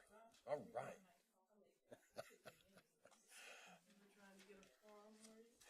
We have a quorum, but I don't want to. But we will. Mr. Dennis, you're on. Thank you, Mr. Chairman. Just a little quick update. We have a note from the Purchasing Division. They made a little error in sending out the bid specs for the attorney, and they extended it to the 21st of the month. That means that after the 21st, the chairman and vice chairman will have to meet with purchasing and review the applicants and bring them back to the board in May. That's it, Mr. Chairman. Just got delayed because they didn't send it out properly. Okay. And we would like to have this on the board agenda at some time in the very near future. We'd prefer to get it in May, get it out of the way, get it done. Okay? And so We'll sometime see. after the 21st. We'll see if we can't do that. You and Carolyn will have to meet, you have to meet with purchasing, we'll arrange all that. Okay. Before we leave town here today, let's get some dates and we'll make it happen. Okay? Right. Thank you. Yeah. Thank you very much. Chairman said I only had 2.5 minutes. Made up for it last night, though.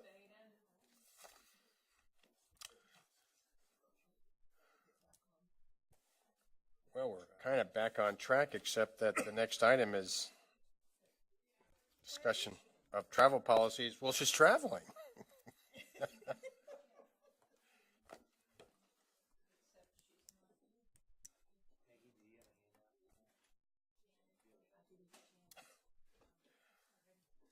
To cover for the chairman, do you mind? No, go right For ahead. the chairman of that policy committee.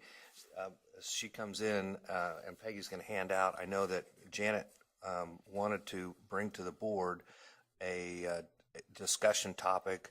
There were some changes to the various policies that the committee has recommended in the past, but this is one that Chairperson Wall of the committee felt like we should bring to the board for more further discussion on the topic related to expenses. And so we're handing out the 3 questions that Ms. Wall would like to discuss, I'll turn it back to her then.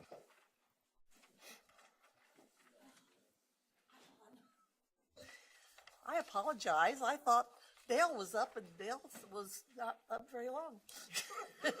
I know it was a surprise. I'm sorry. Said, oops.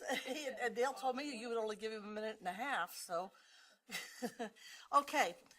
As you know, the board, the policy committee had been directed to discuss travel policy. Well, we decided we wanted input from the entire board because we have some thoughts that we have discussed that we would like to hear, frankly, what the board's opinion is. And the first thing we'd like to discuss, if you see at the A, this is probably a simple one, but we thought maybe we should differentiate between assigned and discretionary events on the travel requests so people could see how many things we were attending that were literally assigned and how many were discretionary. And sometimes that's a little hard to understand what assigned and discretionary is, but we wanted to kind of also clarify that also. Assigned, in our opinion, means committees we have been assigned to. You know, if you've been appointed to a committee, like I'm on the Confidence in Kansas Public Education Task Force, if I attend that meeting, that means I am assigned that meeting, okay? Now, if the chair or the board appoints you to a committee or to something to represent the board, then that is assigned, okay? Like, for instance, today we will be appointing people to speak at the School for the Deaf and the Blind. Let's say that let's say we assign Steve to the School for the Blind to speak. That is assigned for him. But if I want to attend the ceremony, that's discretionary for me. You know, so if you have any questions about assigned or discretionary, we thought that might be a little bit of a clarification for that. But anyway, we'd like to discuss, would you like to see this in the future? And Penny, I mean, Peggy could put our travel request in that manner. Where would the Governor Scholars Program on May 4th be? That would be Governor Scholars. That is a responsibility of the Confidence in Kansas Public Education Task Force, which I'm on. So that would be an assigned one for me. But if you wanted to attend, that would be discretionary. Okay. I just want to make sure we're clear on those kinds of things. Yeah, that's what. Ben, would you agree with that? Yes. Mr. Chairman, the reason why that issue was the most important, we thought, to discuss as the committee was because the foundational question was, as the money is being spent throughout the allocated period, if there's no money left to reimburse, there was a question about, you know, how that would be used and whether the monthly reports would be divided between assigned travel and discretionary travel and expenses. So it was kind of a way to look at in times of using the resources as wisely as possible. Right. We thought possibly if a board member had gotten close or exceeded their travel expenses that were allotted, possibly they could just request travel, you know, mileage or expenses, you know, rather than salary also. So they could at least be, you know, everybody could kind of self-police themselves, but we as a board need to say, okay, we need to be very cautious on this. But anyway, our question to you is, would you like to have this assigned and discretionary put on travel? Does anyone have any strong opposition? Let me ask you this question. Does anyone oppose this? Maybe that's the simple question.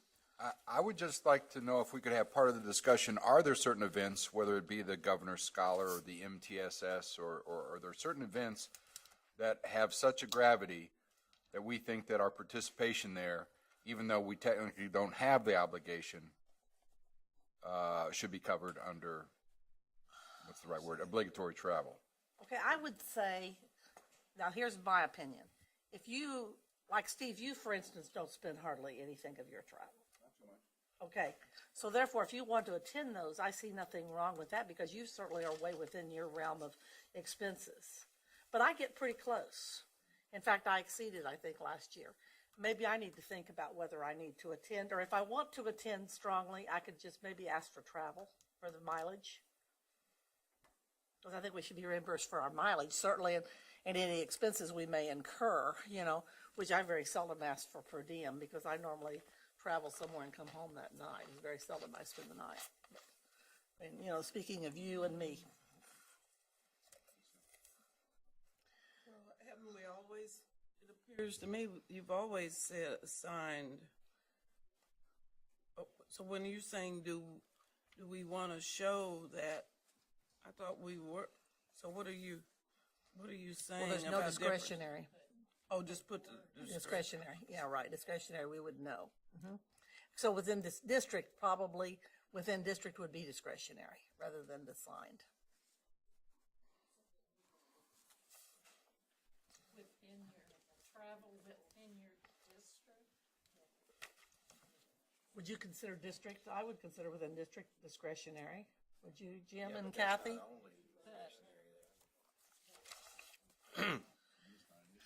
Excuse me, we're having a lot of sidebar conversations. If we could keep it focused on here. Okay. We just want your Thank you. input. We got about 3 different things on here that, actually 4 that we kind of want to get your input on, because we don't feel like we can move forward until we get your input. And one of them was the assigned discretionary. Because if you look at our overall budget, last year we went over about 6,000. Is that about right, Peggy? She's nodding her head yes. And we're just thinking, well, if everybody else has got to be good stewards, we feel like we probably should too, but yet we also need to be able to do our functions of the board. So, how do we do that in a manner that works? If you look at B, we also kind of looked at maybe the possibility of, and Janet's going to talk about that, but of reallocation of shares, because my district is very geographically small. I mean, when I go down to Derby, I don't even turn the mileage in. And I don't turn any time in. But, those of you who have bigger districts, I mean, Sally's the extreme, but let's say like Ken's district. His is kind of a medium-sized district. Well, he's got more of those in-district travel expenses than I do. Just because, I go down and speak to the Board of Education in Derby. I'm there in 25 minutes, and I speak for 20 minutes, and I'm back, and I've been gone an hour and a half. I don't turn anything in because it's just, I don't need to. But those of you who have bigger districts, you need to do some of that. So, they're kind of number one, or A and B kind of maybe are kind of related.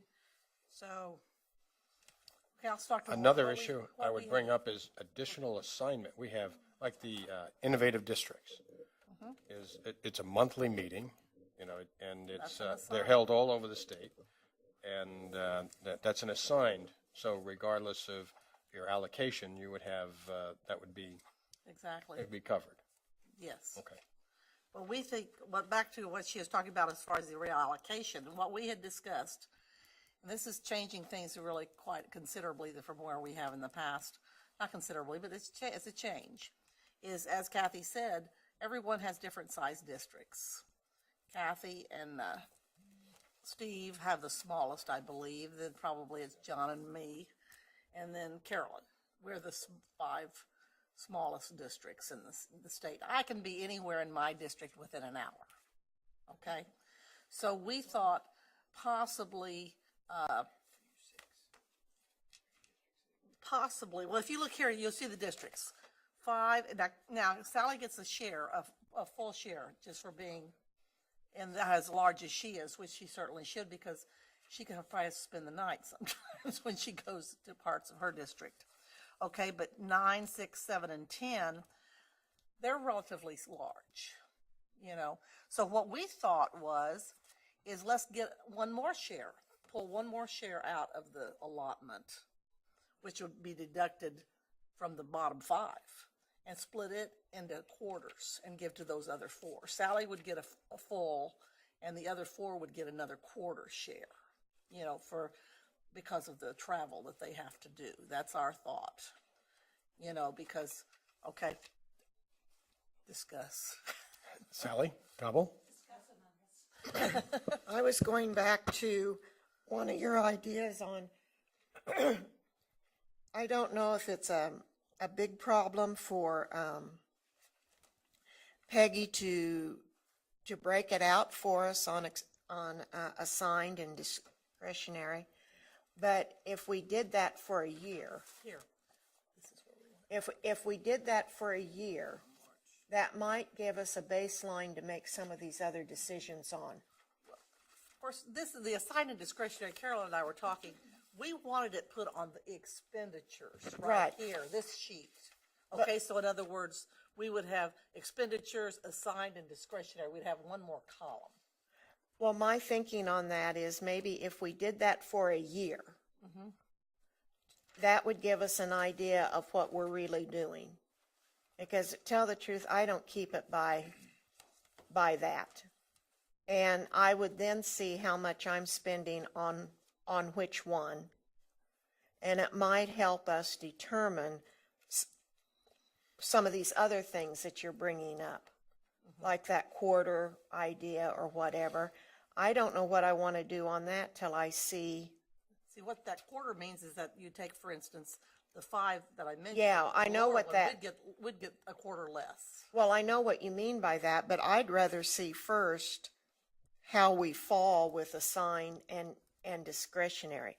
Are we going over because of assigned? Or are we going over our budgets because of discretionary? That's what you're saying. And then we would know how we need to adjust the budget.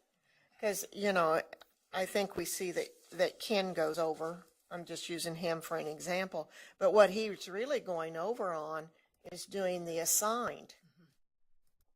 I've gone over before, but is that because of discretionary or assigned? I don't know. And so I guess I would just suggest that we take a little steps. Maybe we first do the 1 so we can see where we're going over on. And then, you know, who knows? Maybe we could really cut our Let me budget ask a instead of question. add Now, more. Let me ask a question of Peggy. Peggy, would that be possible for you to go back? That comes out of the fiscal side. They do that whole monthly expense summary, so I would have to visit with their staff down there. I to wonder see. if they could go back and do it for, you know, just this current fiscal year. Yeah, because I'd have to go back and change each of your monthly to pull out, because I've just marked district, or I state think or Sally's talking national. about moving forward, not going back and doing it. Just moving forward, like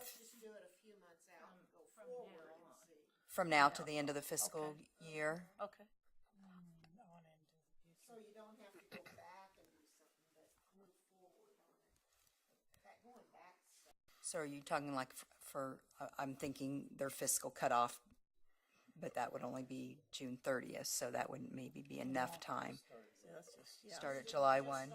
July 1. And move forward and keep things the way they are until we can get some data to make a decision. Well, that may be good because that would do, we could have a new board in 2 years too, and that policy committee could address it. I can visit with fiscal. Okay. I can visit. Is that all right with everyone? Do you have a consensus on that? I don't know if that has to be put in policy. That's just just a bookkeeping thing. Dina's been waiting patiently. Pilot project. We have to be an innovative district. We have to be in just stop. Okay. Dina Horst, please. Become a district all by yourself. My thought is that discretionary is kind of a broad term, and that to me, discretionary is what I decide to do that I'm not assigned to. It's not part of my district. So I'm wondering if we don't need another little category that says in district. So you know whether your travel is really creating an issue from in district, or whether it's because you've been assigned to a committee, or whether it's because you've decided to go somewhere on your, just because you want to go there. Would you like another category? We could add a dozen. Well, would you like the category of in district? Yeah, I've had a little side conversation. That might get a little difficult because that isn't Peggy that does that. Right. So the more complicated we get, she's got to work with somebody else. Yeah, I want to keep friends down in the fiscal part that does all that work. But I can certainly ask, and then if you come to the point where you want a line that pulls out legislative to see that as well, now you're talking another category. Because there's another area I need to cover here. It's legislative. Okay. But I was also thinking like discretionary could be like, for instance, NASB. Let's say John's assigned to be the delegate for NASB, but I want to attend. So mine would be discretionary, John's would be assigned. And that's what I'm talking about. Right, that's, you know. But travel within my district, I don't see that as discretionary. That's something Your responsibility. that is part of my responsibility. So either it needs to go under assigned or it needs to have a different Well, then category. that's another discussion. I don't disagree with you that in-district travel is like close to the assigned, but there is a lot of meetings, whether I go to a school board or to a service center or to in my district. I choose to go to Clearwater. That's my decision, to meet with the superintendents. I could say it's an assigned, but it's really not. I chose to go there. I don't have to go there. I went to the board meeting at Medicine Lodge. That was my decision. That's the way I look at it. Well, that quieted things down. You have another item? I mean, we could split hairs on a lot of this stuff, but what we need is, for all of us, the most important thing, and I think you're doing that, is giving us some direction. Yeah, we're trying to get direction from you so that we Right, can know and how we feedback. need to change policy, okay?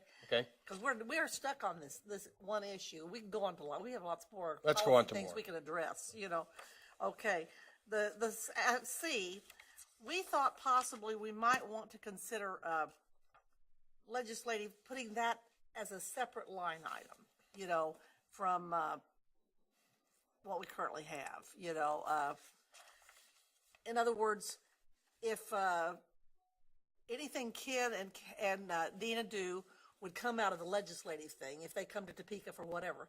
But if, for instance, you called Jim and asked Jim to come up here, you guys couldn't be here, and you asked Jim to come speak in front of a committee, or Jim was asked to speak in front of a committee, then I think that's assigned, and that should come out of legislative, rather than his own discretionary budget, and if I wanted to come to the legislature and visit with my members, that's discretionary. That's not assigned. There's a difference. So we thought that legislative because last year we were having an awful lot of us come up here as assigned. We were asked to speak, we were asked to come, and we had to take it out of our own budgets. Would that be the distinction if you're asked to testify that would be? I think we probably ought to get it down to where if we were asked to attend for a specific reason, that would be different. If I wanted to come up here just to go to a hearing and speak with some legislators, that's discretionary. So the invitation from the House or Senate would If you're asked to speak on behalf of the board. On behalf of the board. Or if Dina or Ken ask us to, or Yeah, that's the distinction. Yeah. or if Brad called us and said, we need you guys up here, or Dale, someone like that. So anyway, that's what we thought. We could put the legislative activity separately, and that way Nina and Ken's would definitely go out of that category. They would still get a line item like we do, but that would go into that category. And ours would go into it if we were, because I'm just thinking of last year, because I haven't been requested to come up this year. I've been up here this year, but it hasn't been at a request. Okay? Any thoughts? I mean, do you like that? First of all, thank you for giving us things to think about. Well, I got one more item. Oh, okay. Not through. I'm sorry. Okay. I just wanted to show you the budget comparison. We discussed that. I tried to have Dale give you a rationale yesterday on that because we had been asked. And that's where we are. That's where it was. That's what we've received, which is probably maybe even a little unfair due to the fact that the department's taken a hit probably every year in those 5 years. But nevertheless, the department's been very good to us. And that's why, if for no other reason, we should be very extremely cautious in making sure we do not exceed the total amount like we did last year. Dina? Thank you.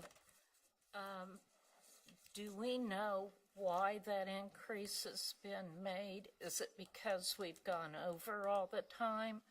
Is it because of an increase in what the feds say mileage has to be? Is it an increase in per diem that goes along with what the legislature has how they've increased things? I think some of this may be related to things we can only control by not turning in our expenses or our travel. I think the answer to all your questions is yes. I think that's probably true.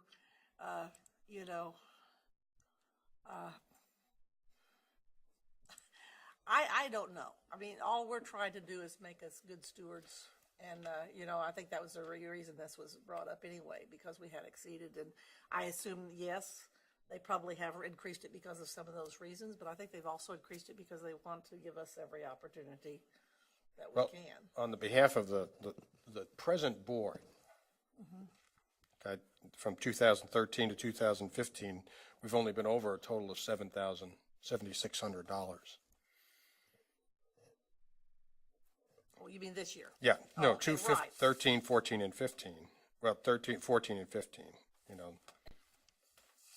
Oh, you're talking about how much we've increased. Yeah, when you go back to 211, Right. The numbers are much starker. I really don't know the rationale. I mean, we didn't make those decisions, so I have no idea. Yeah, no, I'm just I mean, I don't know what they pointing out. all told us yesterday. What I'm pointing out is we've behaved a little bit better than the prior board. Thanks. Or it may have just been part of the picture. Okay. We benefited from their So going over. I want to make sure I understand this correctly. Okay. The policy committee is going to do nothing. We're going to be in a pilot year and we're going to ask the department to differentiate between assigned and discretionary. That we will do as a trial for a year starting July 1. And then do you want, I didn't get a yes or no on this legislative activity. Do you want that or do you not want that? I mean, I need I think direction. I like the idea of clarifying very much whether you're asked to be there or you choose You to think be that's there. fair? Dina says it's And okay. and Ken, what do you think? I mean, I don't know, and that's fair. I mean, we just need some direction because I can't, or Peggy needs direction. I don't think she wants to do anything that the board does not agree with.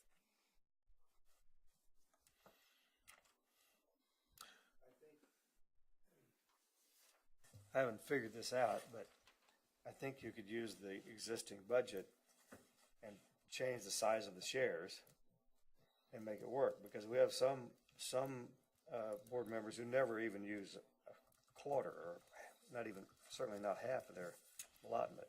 So that share really is, I just think that maybe that could be something that we did, and then that would enable, it would free up some money within the budget for these kind of specialized demanding positions. And then, I don't know, I think probably the best thing to do this would just be to do this pilot for the next year of determining where the money's going, and then make a decision about how to reallocate it. So I'm not really very exercised about it, and I know we're going over a little bit. And maybe we need to be more careful, and maybe I need to be more careful. I don't know, but I don't think we're here to point fingers at No, anyone. and I'm not We understand saying- because but your job is certainly very demanding, and then you have NASB on top of it. So I don't think anyone's trying to point fingers at anyone. I think that, we're just trying to be diligent in what we do. And I know that other board members are like me. I hardly turn in anything anymore. I turn in a sign only because I don't want to go over, well, I mean. that shouldn't be the case. Well, I mean, that's the way, I guarantee you, I I understand. spoke last week 3 different times that I could have turned in every time. They were all legitimate. But I didn't do that. Because, I mean, that's not unusual. I mean, I'm normally out at meetings, a that's minimum why- of twice a week or 3 times a week at least twice. That's why I'm thinking that the budget just may need to be recalibrated to be more accurate. That there's not any reason that a board member should be doing a lot of things throughout the year for which they're not getting legitimately reimbursed, simply because they've run over their allotment. So I don't know what the fix is. I haven't thought it through, so I'm really not making a suggestion. I would just say let's accept that. If we could break out that, add another column like you had mentioned, and watch that for a year, and then make a decision about how to recalibrate it if that needs to be done. But, you know, I'll go along with whatever. So do you want, I guess we've agreed that we're going to do the assigned and what's the other one? Discretionary, couldn't think of the word. Do you want to add the legislative? That's the question. You want the third column? You just want the Well, the question I would have is when you say year, are we talking about a fiscal year? fiscal year? I think that's So the what fiscal year ends, So you're talking starting July 1. okay, so we're talking about doing this for the next 3 months, basically. July 1, start at July 1 through the next fiscal year. Oh, do it through the next fiscal year. Okay, not just the end of this year. Just leave things the way they are and just do that one survey for next year. And then we can see, we know who our legislative liaisons are, and it'll show up on assigned on them if, on that. So, And I can tell you that next year, my numbers are not going to look so bad because I'm going off the NASB Executive Committee. And that's, so instead of doubling up all the NASB responsibilities and the legislative as well, you know, and Well, I mean, I understand, but I mean, we agreed that you could do that. That's not that you had chosen this. I'm saying that's going to help, the bottom line. Right. But, okay, go ahead. It appears from the discussion and kind of what the committee has talked about, there's 2 issues. One is the definition, and just remind the board that we do have a guideline on this. It hadn't been circulated around, but it's broken down by pre-approved attendance and discretionary.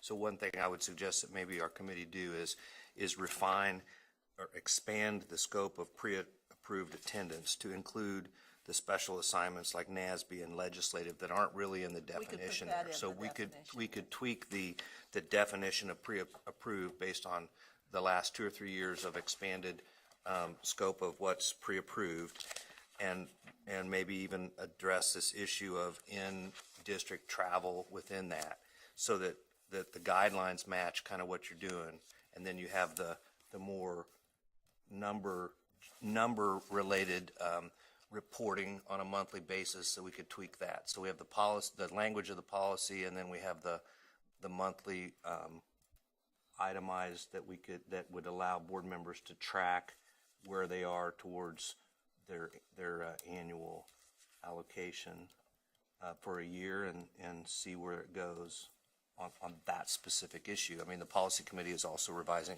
other policies, but so we would continue then to work on the remaining portions. Does that sound like a good plan? I think that's good. So we'll plan, the policy committee will plan on doing that. So anyway, I know this one is a sensitive subject, but we were asked to look at it. You know, Thank you. Policy Did a great committee's job. asking, these were our thoughts. Thank you. Thank you very much to the committee, and Janet, to you for your leadership and enthusiasm to do this. Okay, if there's no more questions or comments, we'll move into the next agenda item, and that's committee reports. Legislative, Ken Willard. Yes. Okay. Nothing to report. Yeah, they've been quiet here for a while. Dina?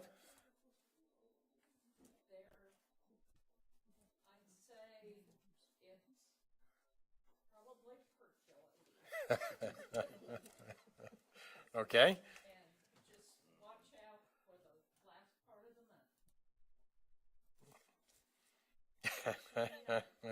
When they go back. Okay. So it's something to look forward to. And that's April 29th, not May 29th. And how long are they supposed to come back for? Until they're done. Until they're done? Until they're done. No, there's no, okay. All right. That'll be interesting. Thank you. Communications, Sally?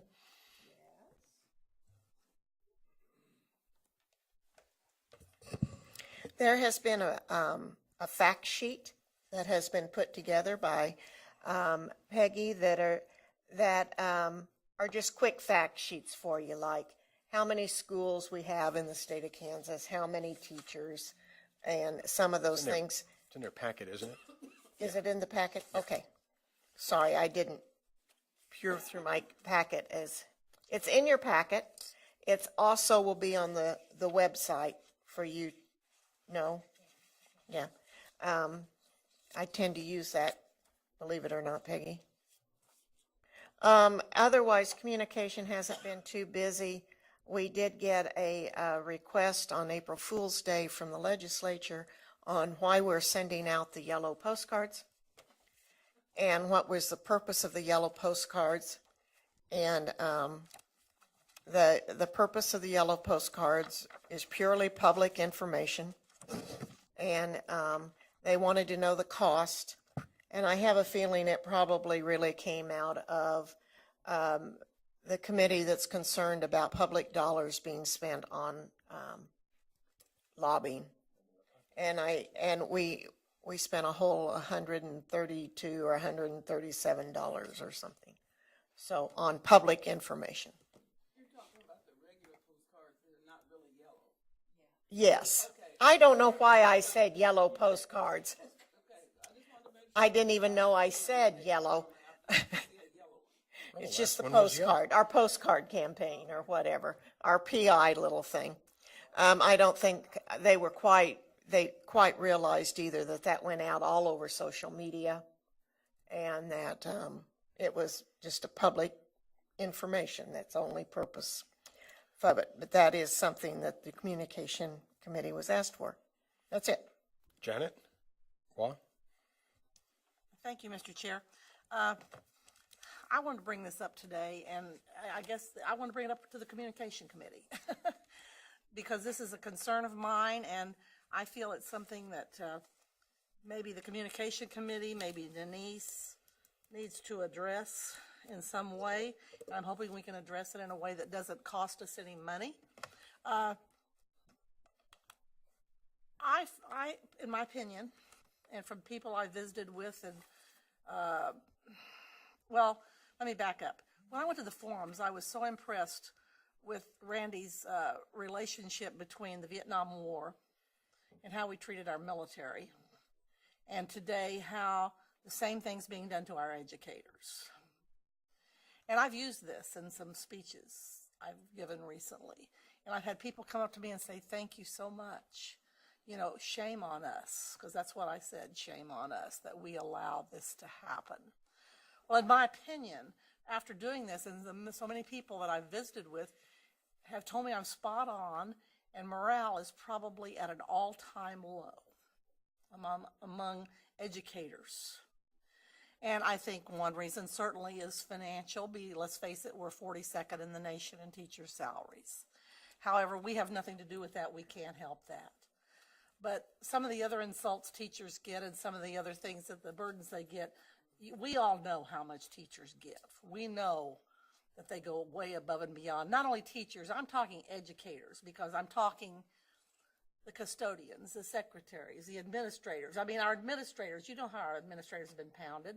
I mean, I think it's tragic. So I guess my question is there anything we can try to do? And I don't want to start a new Teacher of the Year program or anything, but a way that we can get together with Denise or maybe even some of the other organizations, I don't know, and come up with some way to recognize to thank, to do something, and I can't come up with a good plan. But I thought maybe if you guys sat down and discussed this, smarter minds than mine can prevail. And anyway, that's what I'm asking, and I hope I made myself clear, because this is an extreme concern of mine at this point in time, because it's my understanding that teacher education programs are losing students, because of this particular issue, and it's morale. I mean, so anyway, I thank you. think you're right on, spot on, and I would say yes. The Communications Committee should look at that, but we as a board should look at it and think about our own areas and what we do and how we voice. Someone has to change the conversation. Well, that's what I thought. I thought we as the State Board of Education of Kansas, if we can't lead the charge, who can? Sure. So, yeah, and I think Sally and I would be open to receiving information from any and all regarding that. I would send it to Peggy and any your ideas, and we'll get with Peggy and Denise, and we'll see what we can bring back to the next board meeting. And Mr. Chairman, I have an idea, so we need to have a committee meeting. Okay. Thank you. And it's a great, thank you for saying that, Janet. Thank you very much.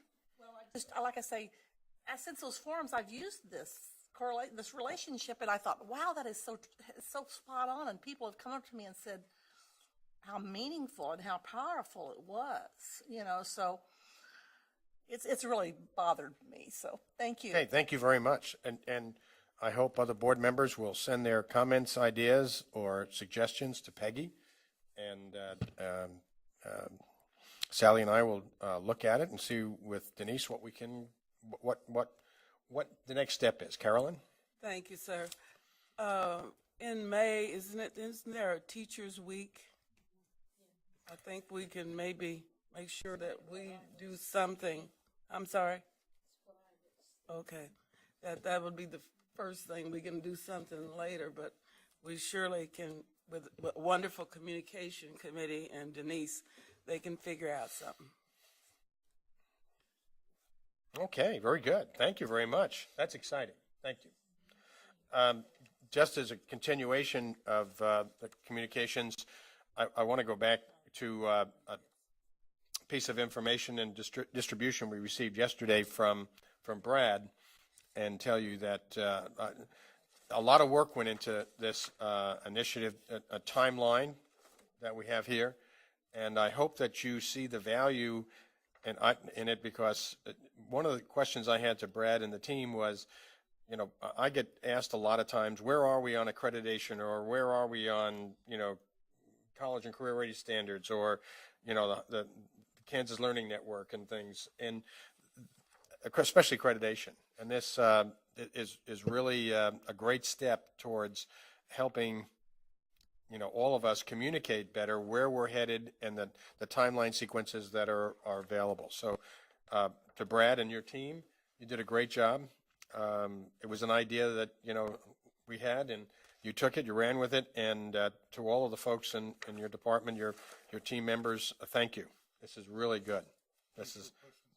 It's terrific. Okay, the next item is NASB and the leadership stipend that we're a part of. And Kathy, if you'd update us on that. I'd be glad to. You might get into your folders, and there's 3 documents in there. One's this kind of blue color that says on the front, NASB leadership stipend timetable of activities and opportunities. And then there are 2 pages immediately behind it. One of them is a USA Kansas. It says 2015-16 superintendent changes. And then the other one is titled Superintendents Who Also Serve as a Building Principal. Our NASB stipend that we did receive is targeted on rural leadership.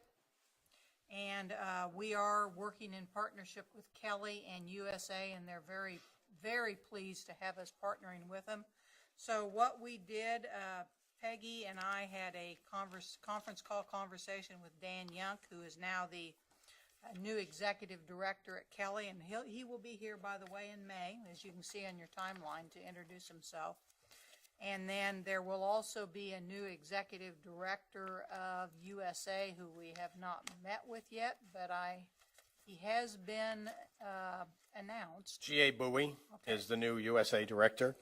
He was the principal at Eudora, and he was, I believe, national He was the KASP, Kansas Association of Secondary School Principals, representative to the national, and he was the national president this past year.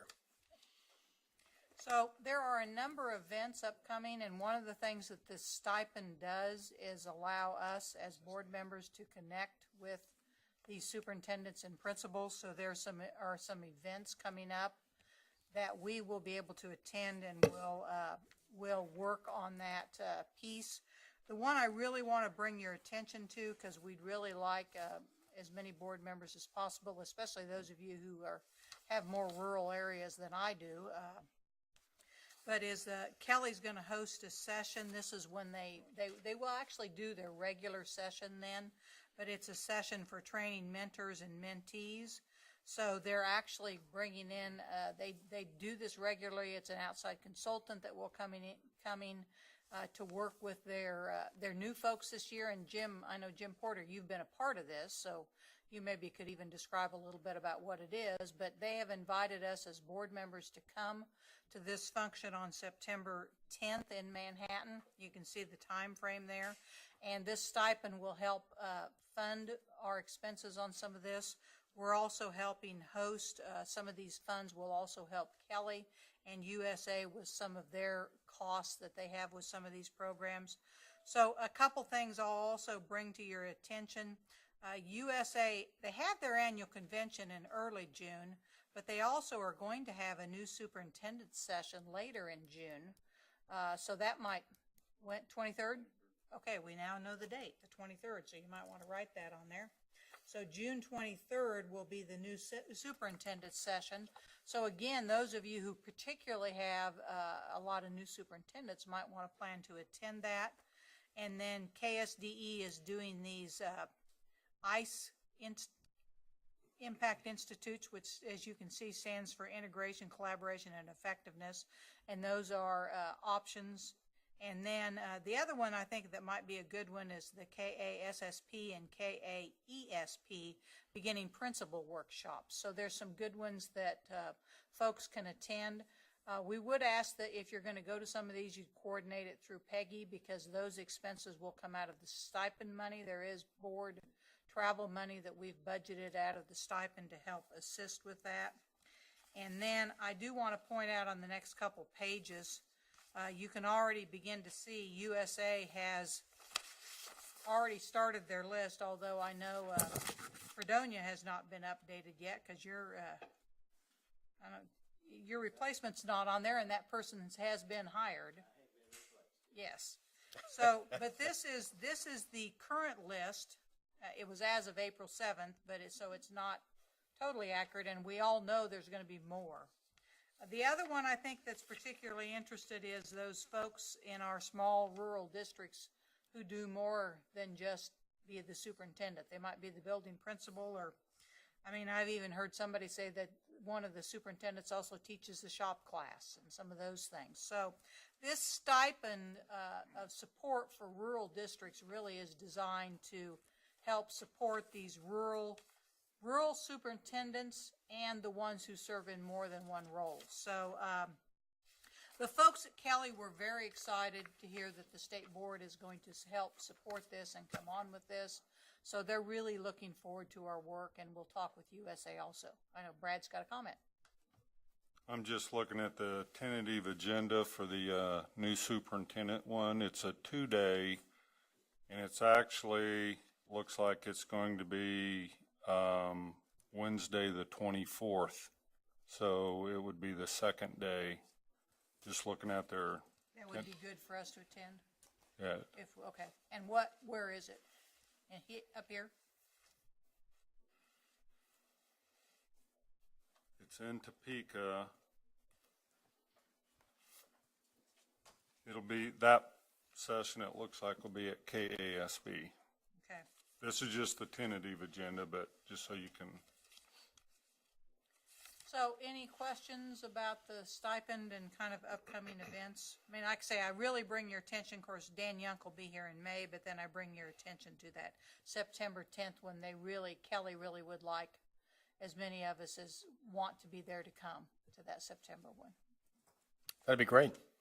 One of the things that just startles me is the roles that these superintendents play in terms of the multiple roles they play at their districts. And some of them are not little districts. I would dare say that Renwick District is not what I would call a small district. It's 2 high schools, and Tracy is principal at Garden Plain High School as well as superintendent, and others. I'm familiar with a lot of these schools, and this is there's definitely support that's needed for these dual capacity administrators, superintendents in building. Typically, they're in elementary, but like I said, Tracy Bourne is high school. It was also interesting when Peggy and I did the conference call with NASB, because what they said when we were on the conference call is these stipends typically go to states and districts who are working with urban. So they were particularly interested to see that we're doing the rural one. And they also mentioned that, I believe it was Kentucky, has some resources that they already have available and are working with for their rural administrators. So they're going to try to connect us with some of the information that Kentucky's doing. So I think it may get us some additional information to come in and help support these roles, because as you know, it's like Jim mentioned, some of them they're doing all sorts of different things that they're having to do.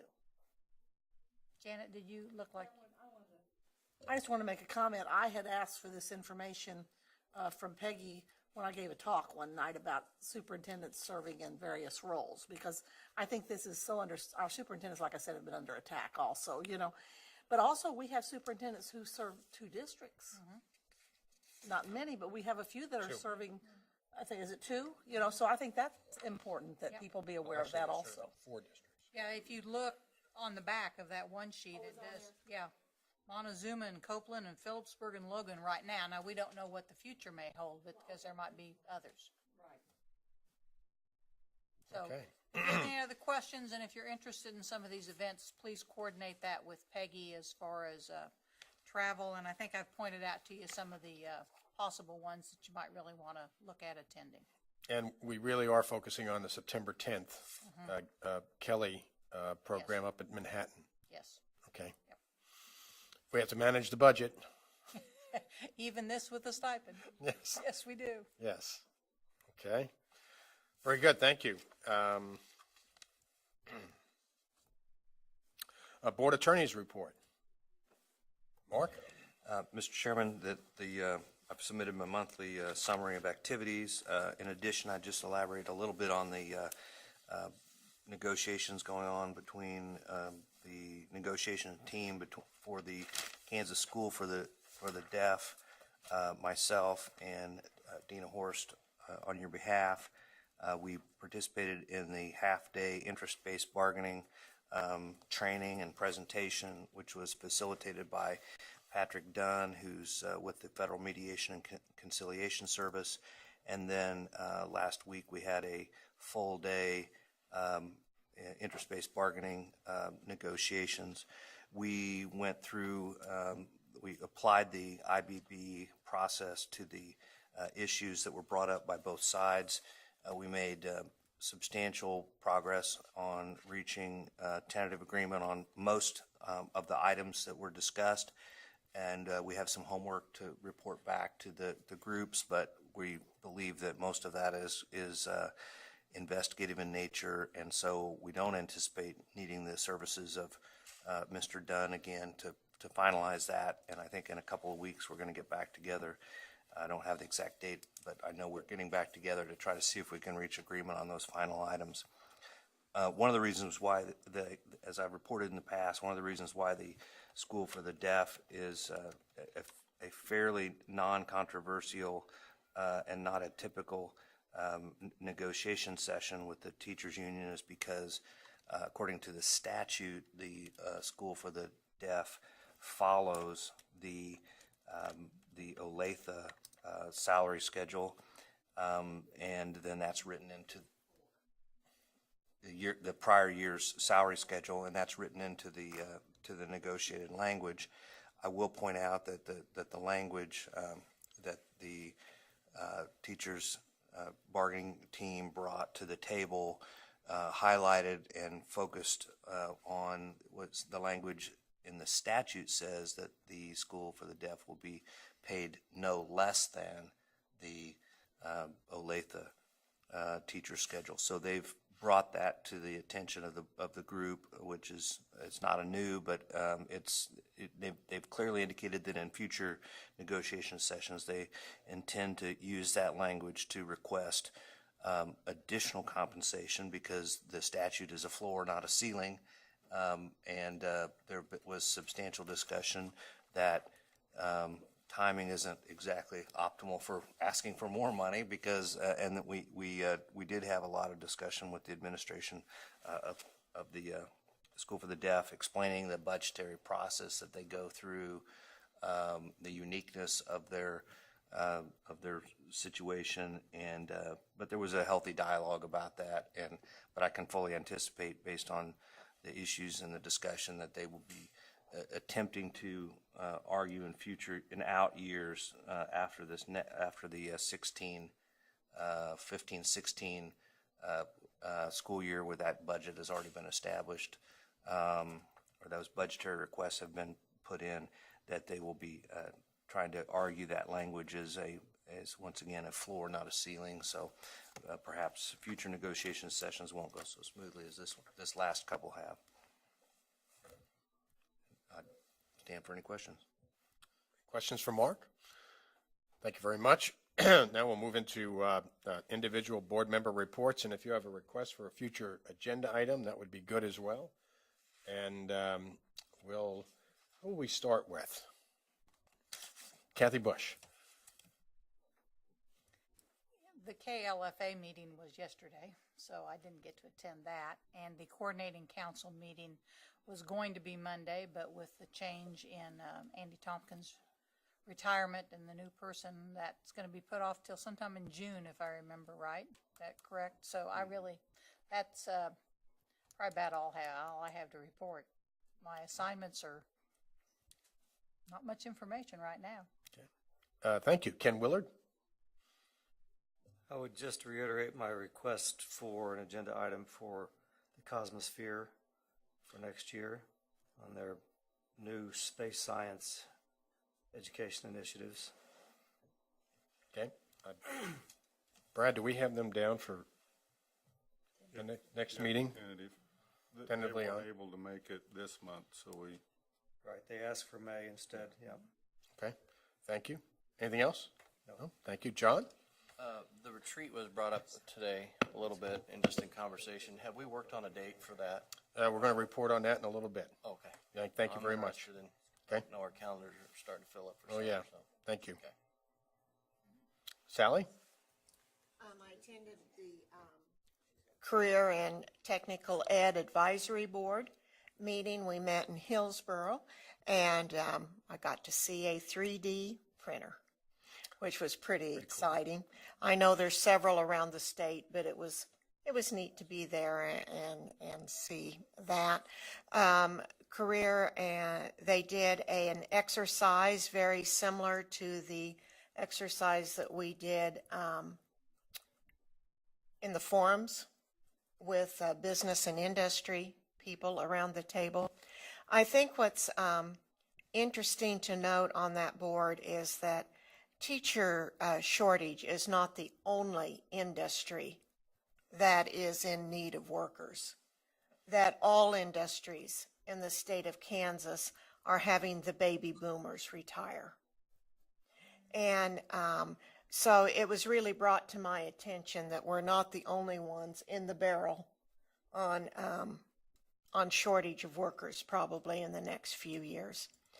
And there are a few openings yet on career and technical ed, but the chairman of that board is really working to make sure we get a full roster on that. I would like for us to think as a board, we hear from SEAC quite often, and they are important to us on our decisions for special ed. I would like to see us raise that career and technical ed board to the same level that we hold SEAC. They are the ones that come in, and they are our business and industry that advise us on the career pathways. And it is our connection to business and industry on making our decisions. And so as we ask Jay to come, that's right, isn't it? Jay Scott to come before us, I'm not so sure we shouldn't ask for the chairman of that career and tech ed too. I think I'm seeing a little disconnect between the state school board and, you know, we've always said that there's a lot of people out there that don't know we exist. Well, I think they know they exist, but they don't know how important they are to us. And whether that's on our commission or whether, you know, on our communication problem of ours, Jim, or whether we need to be more attuned as a board. But that's all I have to say at this time. Well, I regret I missed that. I was invited also by a couple of the board members to go to Hillsborough, and also by the principal there. And I still need to get there. Hillsborough's doing some great stuff, and 3D printers is great, but they're really, with the pathways and all, done a really great job. So we need to do that. And I'll be talking about coalition building here in a moment with business and industry. Okay. Let's see. Should we start? Steve Roberts. Thank you, Mr. Chair. I have a couple of handouts related to a STEM call to action. I believe there should be 10 there, so Brad, if you want one of those. It will take place in Wichita, June 2nd and 3rd. And I've been part of the planning committee, I guess you would say. The meetings are generally held in Wichita. Cessna has a large involvement with it. My participation has included tasking or requesting from Cerner a little video, 60 to 90 second video touting the importance of STEM and their relationship. Of course, Cerner is a industry leader in the Kansas City area as well as elsewhere. So I know, Mr. Chair, you say that we always wear our hats, our board hats, no matter where we go, and I have to be mindful of when to wear that hat with distinction and when to take it off, and I've tried to do that. So in my meetings on this, there's been no travel, there's been no salary or per diem or anything associated with this. I'm doing this as much as a businessman, as much as a board member. I think they're pleased to have a state Board of Education member on the planning committee, but I've made it clear to them that I have other hats to wear as well. The only other thing I would say is in terms of requests for where we're going as a board, I think we need to make it clear that not only do certain board members feel this way, but it is now the law. It is now the law, at least in certain areas, that you don't have to go to teachers college to be a great teacher. And so a future agenda item would be, how do we make that more widely known? There are people, and we heard from people yesterday who just assume that if you haven't been taught to teach, you just can't do the job. And that's not quite accurate. We have a need for pedagogy. I was welcomed to Emporia State recently and privileged to go to the Master Teacher Banquet, which was wonderful. Heard from 7 terrific teachers. And then they honored Karen Godfrey posthumously. It was a terrific evening. And I stayed over in Emporia, and then I did some observations at Emporia State the next day.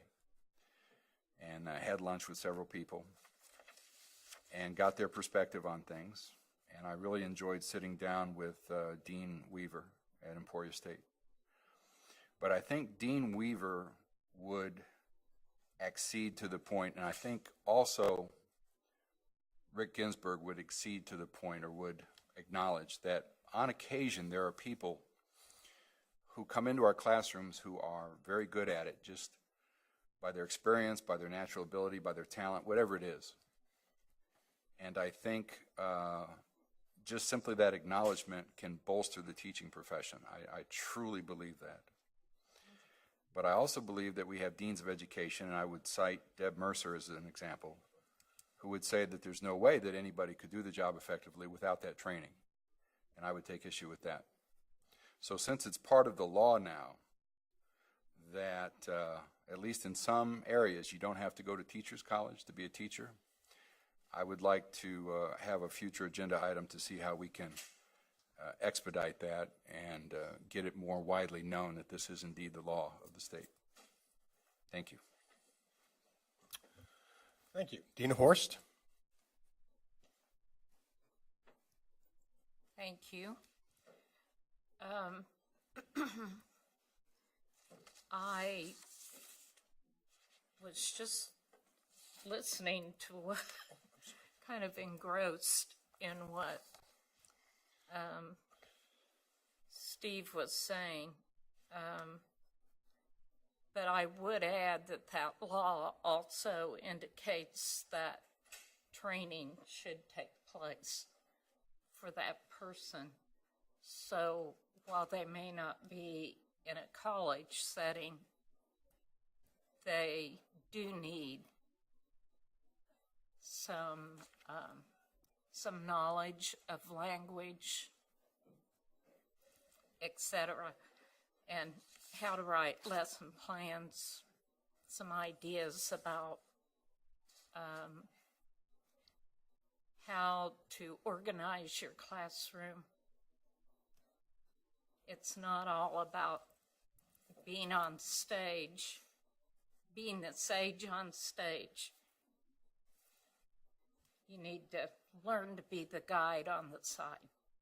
So there's more to that than just I know my information.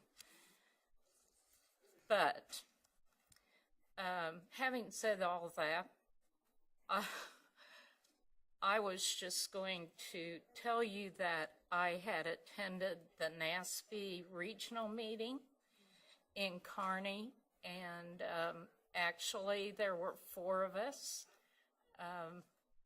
with Kathy and Steve and Jim, and we met with individuals from Nebraska, from Wyoming, from Colorado, Iowa, and Chris from NASB was present, and we had, I think, an excellent discussion about the things that are happening in not only in our states, but where we need to go.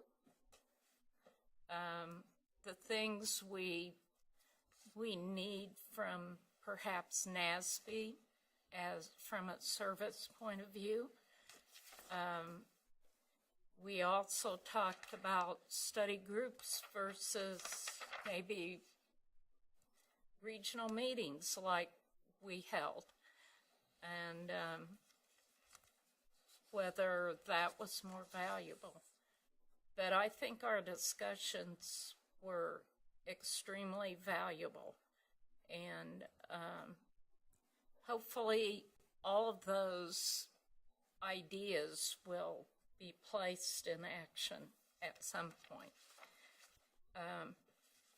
And other than that, you've already heard I was a part of the negotiations team, and we meet again, at least as my calendar says, on May 6th. So we will see. Hopefully that will finalize everything. And thank you for letting me speak for a little bit. And I would concur. The regional meeting was just terrific. You know, and I realize a lot of you wanted to attend and had conflicts, but it was very good. Thank you for sharing, Dina. Jim Porter. Thank you. I attended the Professional Standards Board meeting this Monday, and it's a very diverse group representing a lot of different areas, and I've been very impressed with their openness to look at alternatives. after that meeting, I met with both Scott and Susan and discussed what actually it was based on the coalition request. Was I wanted to have more information about what were the real and perceived barriers. And then I actually met with Scott again after our meeting yesterday.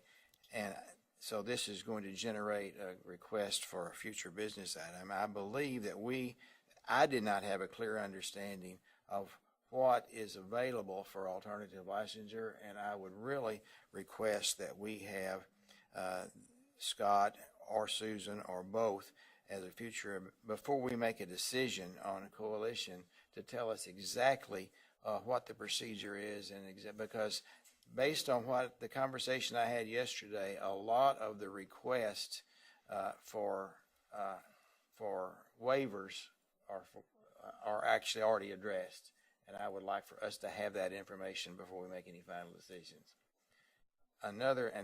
What I'm going to say now may be out of order, and if it is, I'm going to say it anyway. Yesterday, during the Citizens Open Forum, the last speaker basically accused, in my view, two school districts of being dishonest. As a matter of fact, whenever he made that request and said that there were two school districts, I would not have been the least bit surprised if my school district had been on the list. As a matter of fact, I expected it. Because in all 4 of the senatorial districts in my area, the senators are putting out information about how much more money we're all getting based on the block grant, and me or my colleagues cannot figure out how they're coming up with that amount. I would then request that those school districts, those 2 school districts that in my view were accused of being dishonest, would be given the opportunity as an agenda item next month to come and address that. Not required, but given the opportunity to address that. And if in fact the person that made the presentation demands equal time, as I understand happens on a frequent basis, that I be allowed, or we be allowed, to ask more than clarifying questions at the end of that process.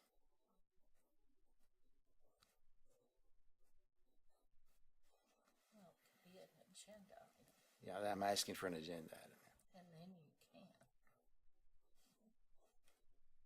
And if that's Well, there's a lot of players in that agenda item. If that's out of order, I apologize. Well, I don't know if it's out of order. We'll see what we can do. Follows what Janet was saying about disrespect for the profession, in my view. Okay.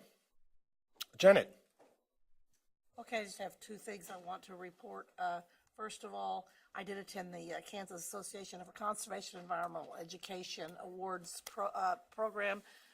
We're doing some wonderful things out in the state on environmental education, and this group provides at no cost to the districts. Mm-hmm. And there's some exceptional people that were honored that it was really exciting. So I'm just real pleased with what's going on in the state as far as this is concerned, and this group's certainly making every effort to help all the districts that they can. And the second thing, I just simply wanted to issue a reminder that the Governor's Scholars, it was brought up earlier, but it is on Sunday, May the 3rd at Washburn. Now, it's different this year. It'll start at 1 o'clock. There will be no lunch. I'm sorry to say, but quite frankly, it's a financial issue.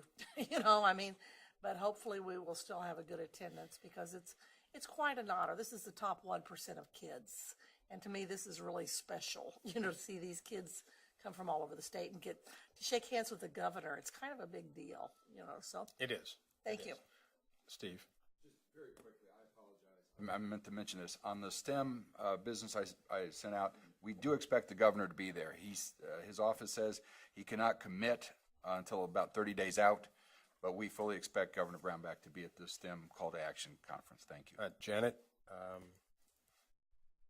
I don't, just for my own, I will not be able to attend. I'll be returning from California. So, who is going to that?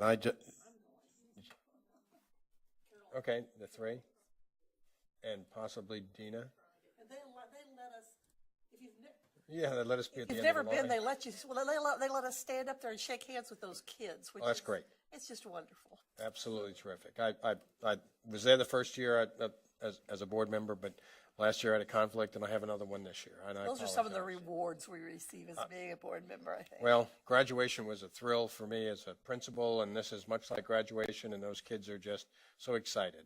You know, it's right. It's a treasure to go. Carolyn.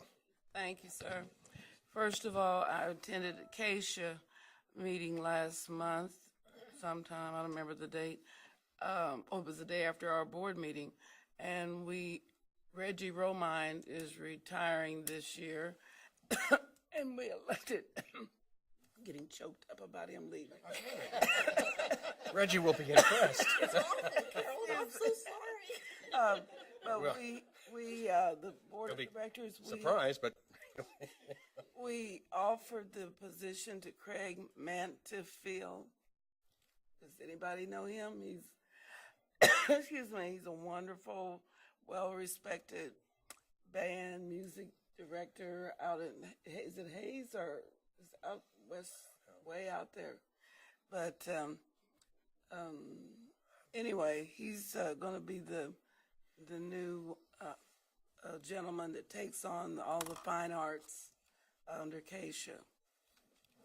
I did attend the privacy presentation that NAMSI gave us in DC last month, as well as the legislative forum for a couple of days. I was surprised that I was when we had our regional meeting, I was asked to, and they nominated and voted me in to be on the nominating committee this year. And the lady that did it said that, and I haven't been around that much, but I chuckled because she said, you've been around a while. And, but she also said about the need for some diversity. I attended the Kansas Volunteer Commission meeting this month. I haven't been approved yet, but the executive director wanted me to come, so I did. And it was in Lawrence. We had a meeting with Kim Borscher, who is the governor's appointment clerk, or not clerk, excuse me, director. And she shared a lot of information and the vision of our governor. He's working on a new commission, and I'm not going to say because I don't know that it's been officially announced, but he has a commission in his plans that we'll be hearing from. April the 7th, and I had forgotten all about this, but maybe in some of your communities, you know, you had a mayor. It's a mayor's day. We celebrate our mayors, and I missed it. I missed it in Topeka. And then we also had, at the Kansas Volunteer Commission meeting, we met with AmeriCorps. And so that was, it was good to get to hear from the different people and the different programs across the state. And one of the things our executive director here said that she's very enthused and impressed because the governor has been, you know, meeting regularly with her. And because I guess a lot of governor of that office didn't quite understand what the commission was all about or where the focus was. So she's feeling very good about her communications with the office. And I think that is it. Thank you. thank you very much. Ken Willard had something that. Actually, Carolyn's comments were a nice segue into what I wanted to talk about. I had just forgotten it, but and I may have mentioned this before, but I think that we should consider a track, if maybe a CTE track for the fine arts, because I know of one student who is into music, has written and published music, and performed all over the country and headlined for big groups all over, and she gets absolutely no academic credits for any of that, public speaking or performance or anything else. And as a matter of fact, her responsibilities to her school have been a bit of a drag on her possibilities. And in fact, at one point, received got a grade docked because she missed a music performance at school because she was. So that's not to criticize anybody. I just think we need to look at that and provide those opportunities. You're talking about a career pathway? A career pathway, like yes. fine arts or other areas? The fine arts, I think, would be certainly appropriate, and I think we ought to get that before Jay Scott and explore that. So interesting. Great. Great. Okay. I know we're late, but I have a number of items that I need to cover. I want to check, first of all, about the graduations for the School for the Blind and the School for the Deaf, and confirm that, Jim Porter, you're going to be there for the graduation? And John?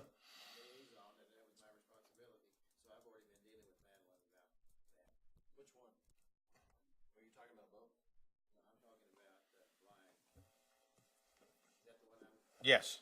And John, you're the liaison for the School for the Deaf? Yes. Okay. Yeah, I can do that this year. I think last year I let Janet do it. Yeah. Because I had done it the previous year. But I can do it this year, that's fine. Yeah, I just want to confirm, that we've got that. Okay.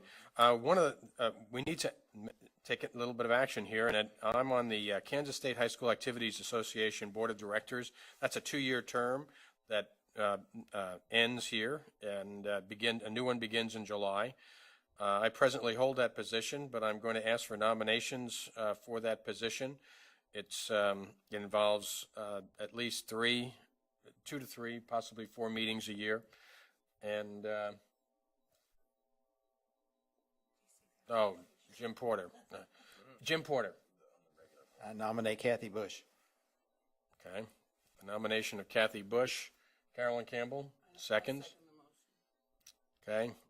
Now, this is new to me. Do we have other nominations, or do we close the nominations, or vote for it? Mr. Roberts. Just point of information, I'm now a Acacia official baseball umpire, and I wear a patch, and I call the strikes low. Typically, I have trouble with low strikes, and that might end. Depending so on I have moving that right along with Keisha already. I just wanted to mention that. Well, it's a lot of fun, actually. Hearing no other nominations, I would call for a vote for Kathy Bush to serve on the Kansas State High School Activity Association Board of Directors. All those in favor, please raise your right hand. Those opposed? 10-0, and you are now the Activity Association Board of Director representative from the State Board.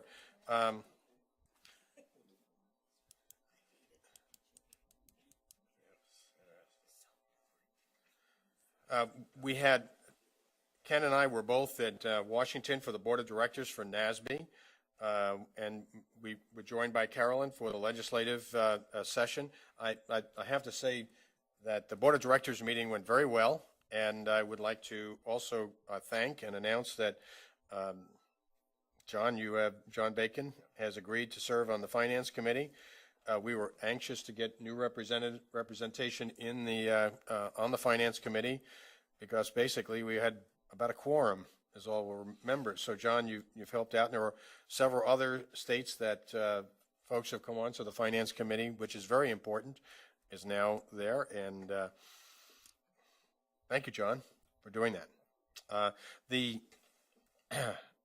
That's probably the highlight of the Board of Directors meeting, but I would say that the legislative meeting, and I would go with Ken especially on this, this was a real stark contrast to the year before when we were visiting with representatives or with their staff that, quite frankly, they were eager to talk to us on the ESEA renewal. Great conversation, and we learned yesterday that which plan came out of committee? The Alexander plan Murray plan that we had supported. Now, I have to tell you honestly that I was disappointed, and we have shared some of that, because the annual testing 3 through 8 and once in high school remains in the plan, but it was a bipartisan unanimous vote in the Senate committee to move it on. So that was huge. There are, if you read the crossovers that Brad gave us yesterday on the ESEA, and there's a new name for it, so I guess I should learn that. Success in America. Every child succeeds in. They'll come up with an anachronism someplace. But it really does return a lot of authority back to the states, and we will be busy if this does pass. We will be back in control. So it's really kind of exciting. It'll be good work for us to do. So I was just amazed. Quite frankly, they were leading us around.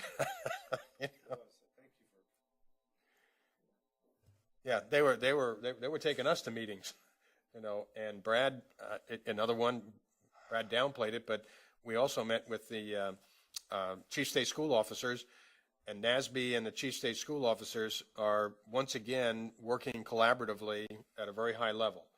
And that's exciting, because about 4 or 5 years ago that kind of fell apart, and new leadership, new energy, a new focus, and a new need has contributed to that. So we had a number of joint sessions together. The executive boards met for a dinner and conversation, and that went very well. And then the next night we were invited to share with CSSO while Wichita State was playing basketball. That was tough. We had to leave at halftime to go to dinner, but it was good. And and Brad kind of, as was said, downplayed it, but I think you guys were surprised that the president showed up. Yeah, and they were supposed to meet with Arnie Duncan, and the next day, Alexander and Murray were called into the president's office after their meeting, and this is truly bipartisan. This is truly governing. So you never know. This thing might actually go through and happen. It's gone through a number of stumbling blocks. So thanks to the CSSOs and thanks to NASB as well. They've been a real player in this and collaboratively working together. Has hopefully we'll see something good come out of it.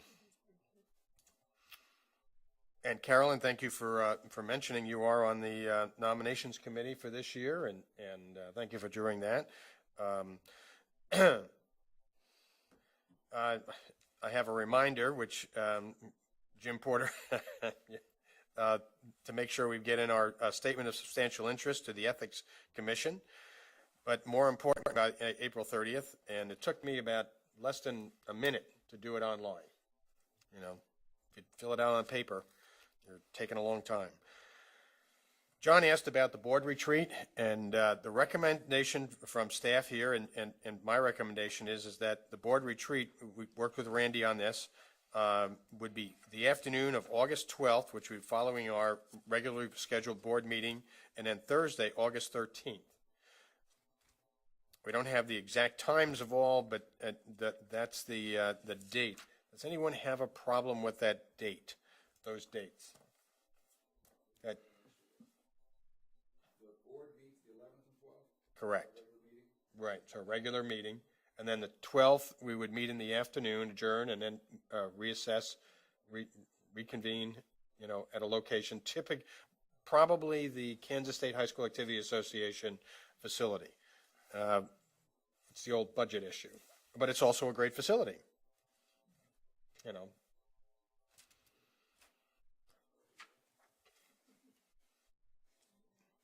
Well, hearing no other questions, we'll work on those dates and target those dates, for the 12th and 13th. And I think I think this might be one of the more exciting and more energized meetings when we come together. We'll have the data from the town hall meetings, as I call them, and we'll have new legislation in front of us. We'll have all kinds of issues, and we'll have lots to talk about. So we'll be busy. 12/13, correct? Right, 12/13. Not that Friday, just on Wednesday afternoon. And Thursday, yes. Yes. We had yesterday a letter that was distributed to us from Dale, I think it was Dale, that was from the chair of the House Education Committee, letter regarding a strong recommendation that school districts provide financial literacy to the curriculum for their students. I read the letter last night. I didn't have any real problems with it. I don't want to nitpick it, but are there any concerns or issues? Because I think, and I just say, I think we need to vote on it. It's an action item. We're taking a position.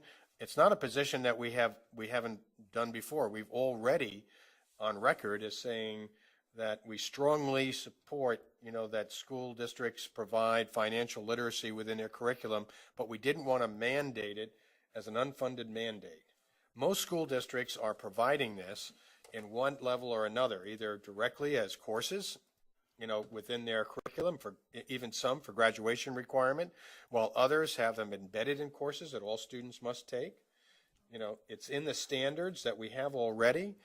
So it's not like something new, that's going to be out there, but it stops short of legislation mandating that schools must, districts must, and I'll just tell you, I know at Northwest High School when I was there, it takes an allocation and a half, 1.5 allocation to provide financial literacy classes for all the graduates. That's a big commitment. So in a small district, a person and a half, and when I say it 1.5 allocation, that represents the number of classes that were being taught. They didn't hire somebody, they stopped teaching something else, and so there's a cost involved.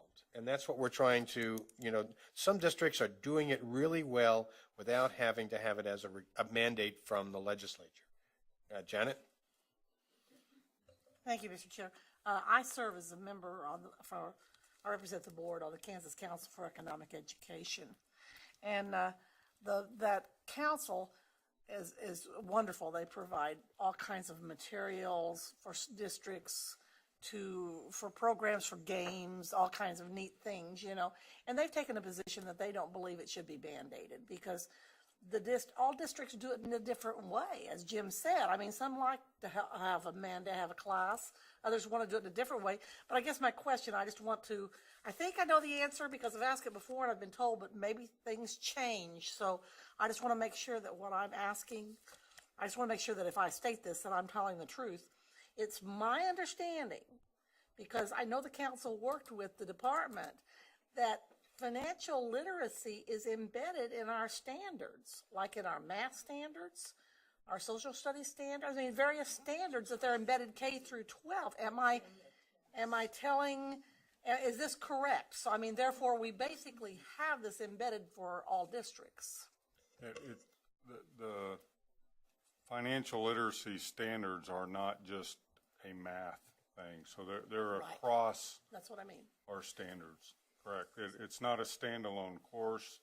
They're throughout our history, government, so you are correct. Okay, I just want to make sure because that's what I've always told people, and I'm sure the council worked with the department on establishing most of the standards. So, Yes. I think we should vote on it as well. And I would just point out that this was actually, at least for me, was an unexpected, pretty big concession by some people who were adamantly looking for a statute to require it. And so, and I really think we ought to support the letter. Thank you. I believe, Yeah. yeah. Well, I have no problem supporting it, but I just think everyone should know that this is what we're doing, so I think Sure. this is important, that everyone be aware of this. I think that became pretty well understood in those conversations, so Dina might speak to that. Dina? Well, I have to confess I volunteered. That I was asked if the state board would join them in such a letter, and I believe that we would prefer the letter to the bill. And that was, I have to say, the work of one of the legislators who said, I don't want to mandate this. So I think we need to recognize that if we had not, as Ken said, if we had not done so, and if Amanda Grisroth had not stood up and said, this isn't right,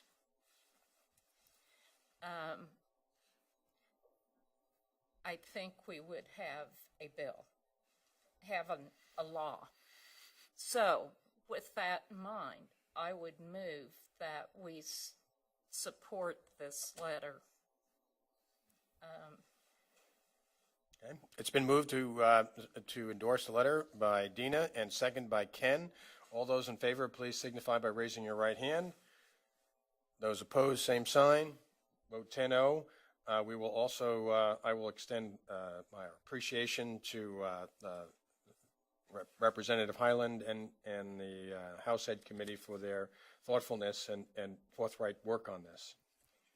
And I might suggest that you also might send one to Representative Griswold, because she chaired the subcommittee. Thank you very much. Okay. We will do Thank that. you. Thank you. And truly, it's a great sign of when we work together, we can get things, the right way.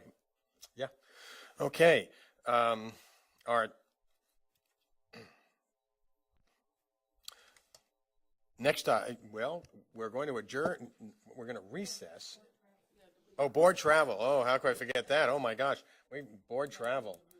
Okay. Yes. Board travel. Kathy Bush. Any additions that Peggy needs to? Anything we need to add? I need to change some dates.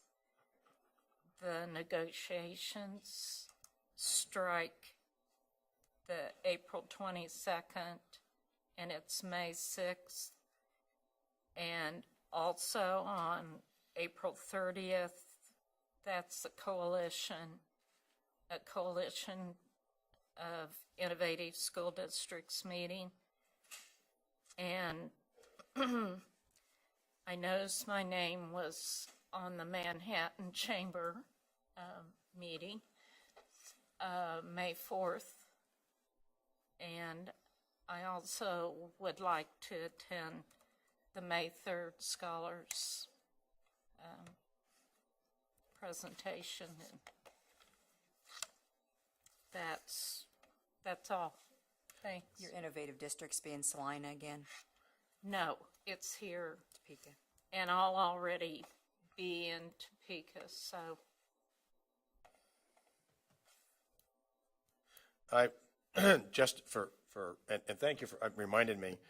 I will not be able to go to the Innovative Districts meeting on April 30th here in Topeka, and I've asked Kathy Bush to sit in for me. She'll be a non-voting member, but she'll participant.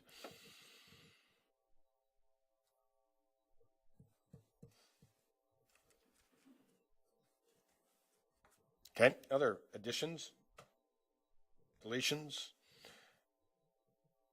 We have a motion from Kathy Bush and a second by Sally Cobble for approval of board travel. All those in favor, please signify by raising your right hand. Opposed? 10-0. Thank you. We're going to reassemble here in about 15, 20 minutes for the data privacy meeting.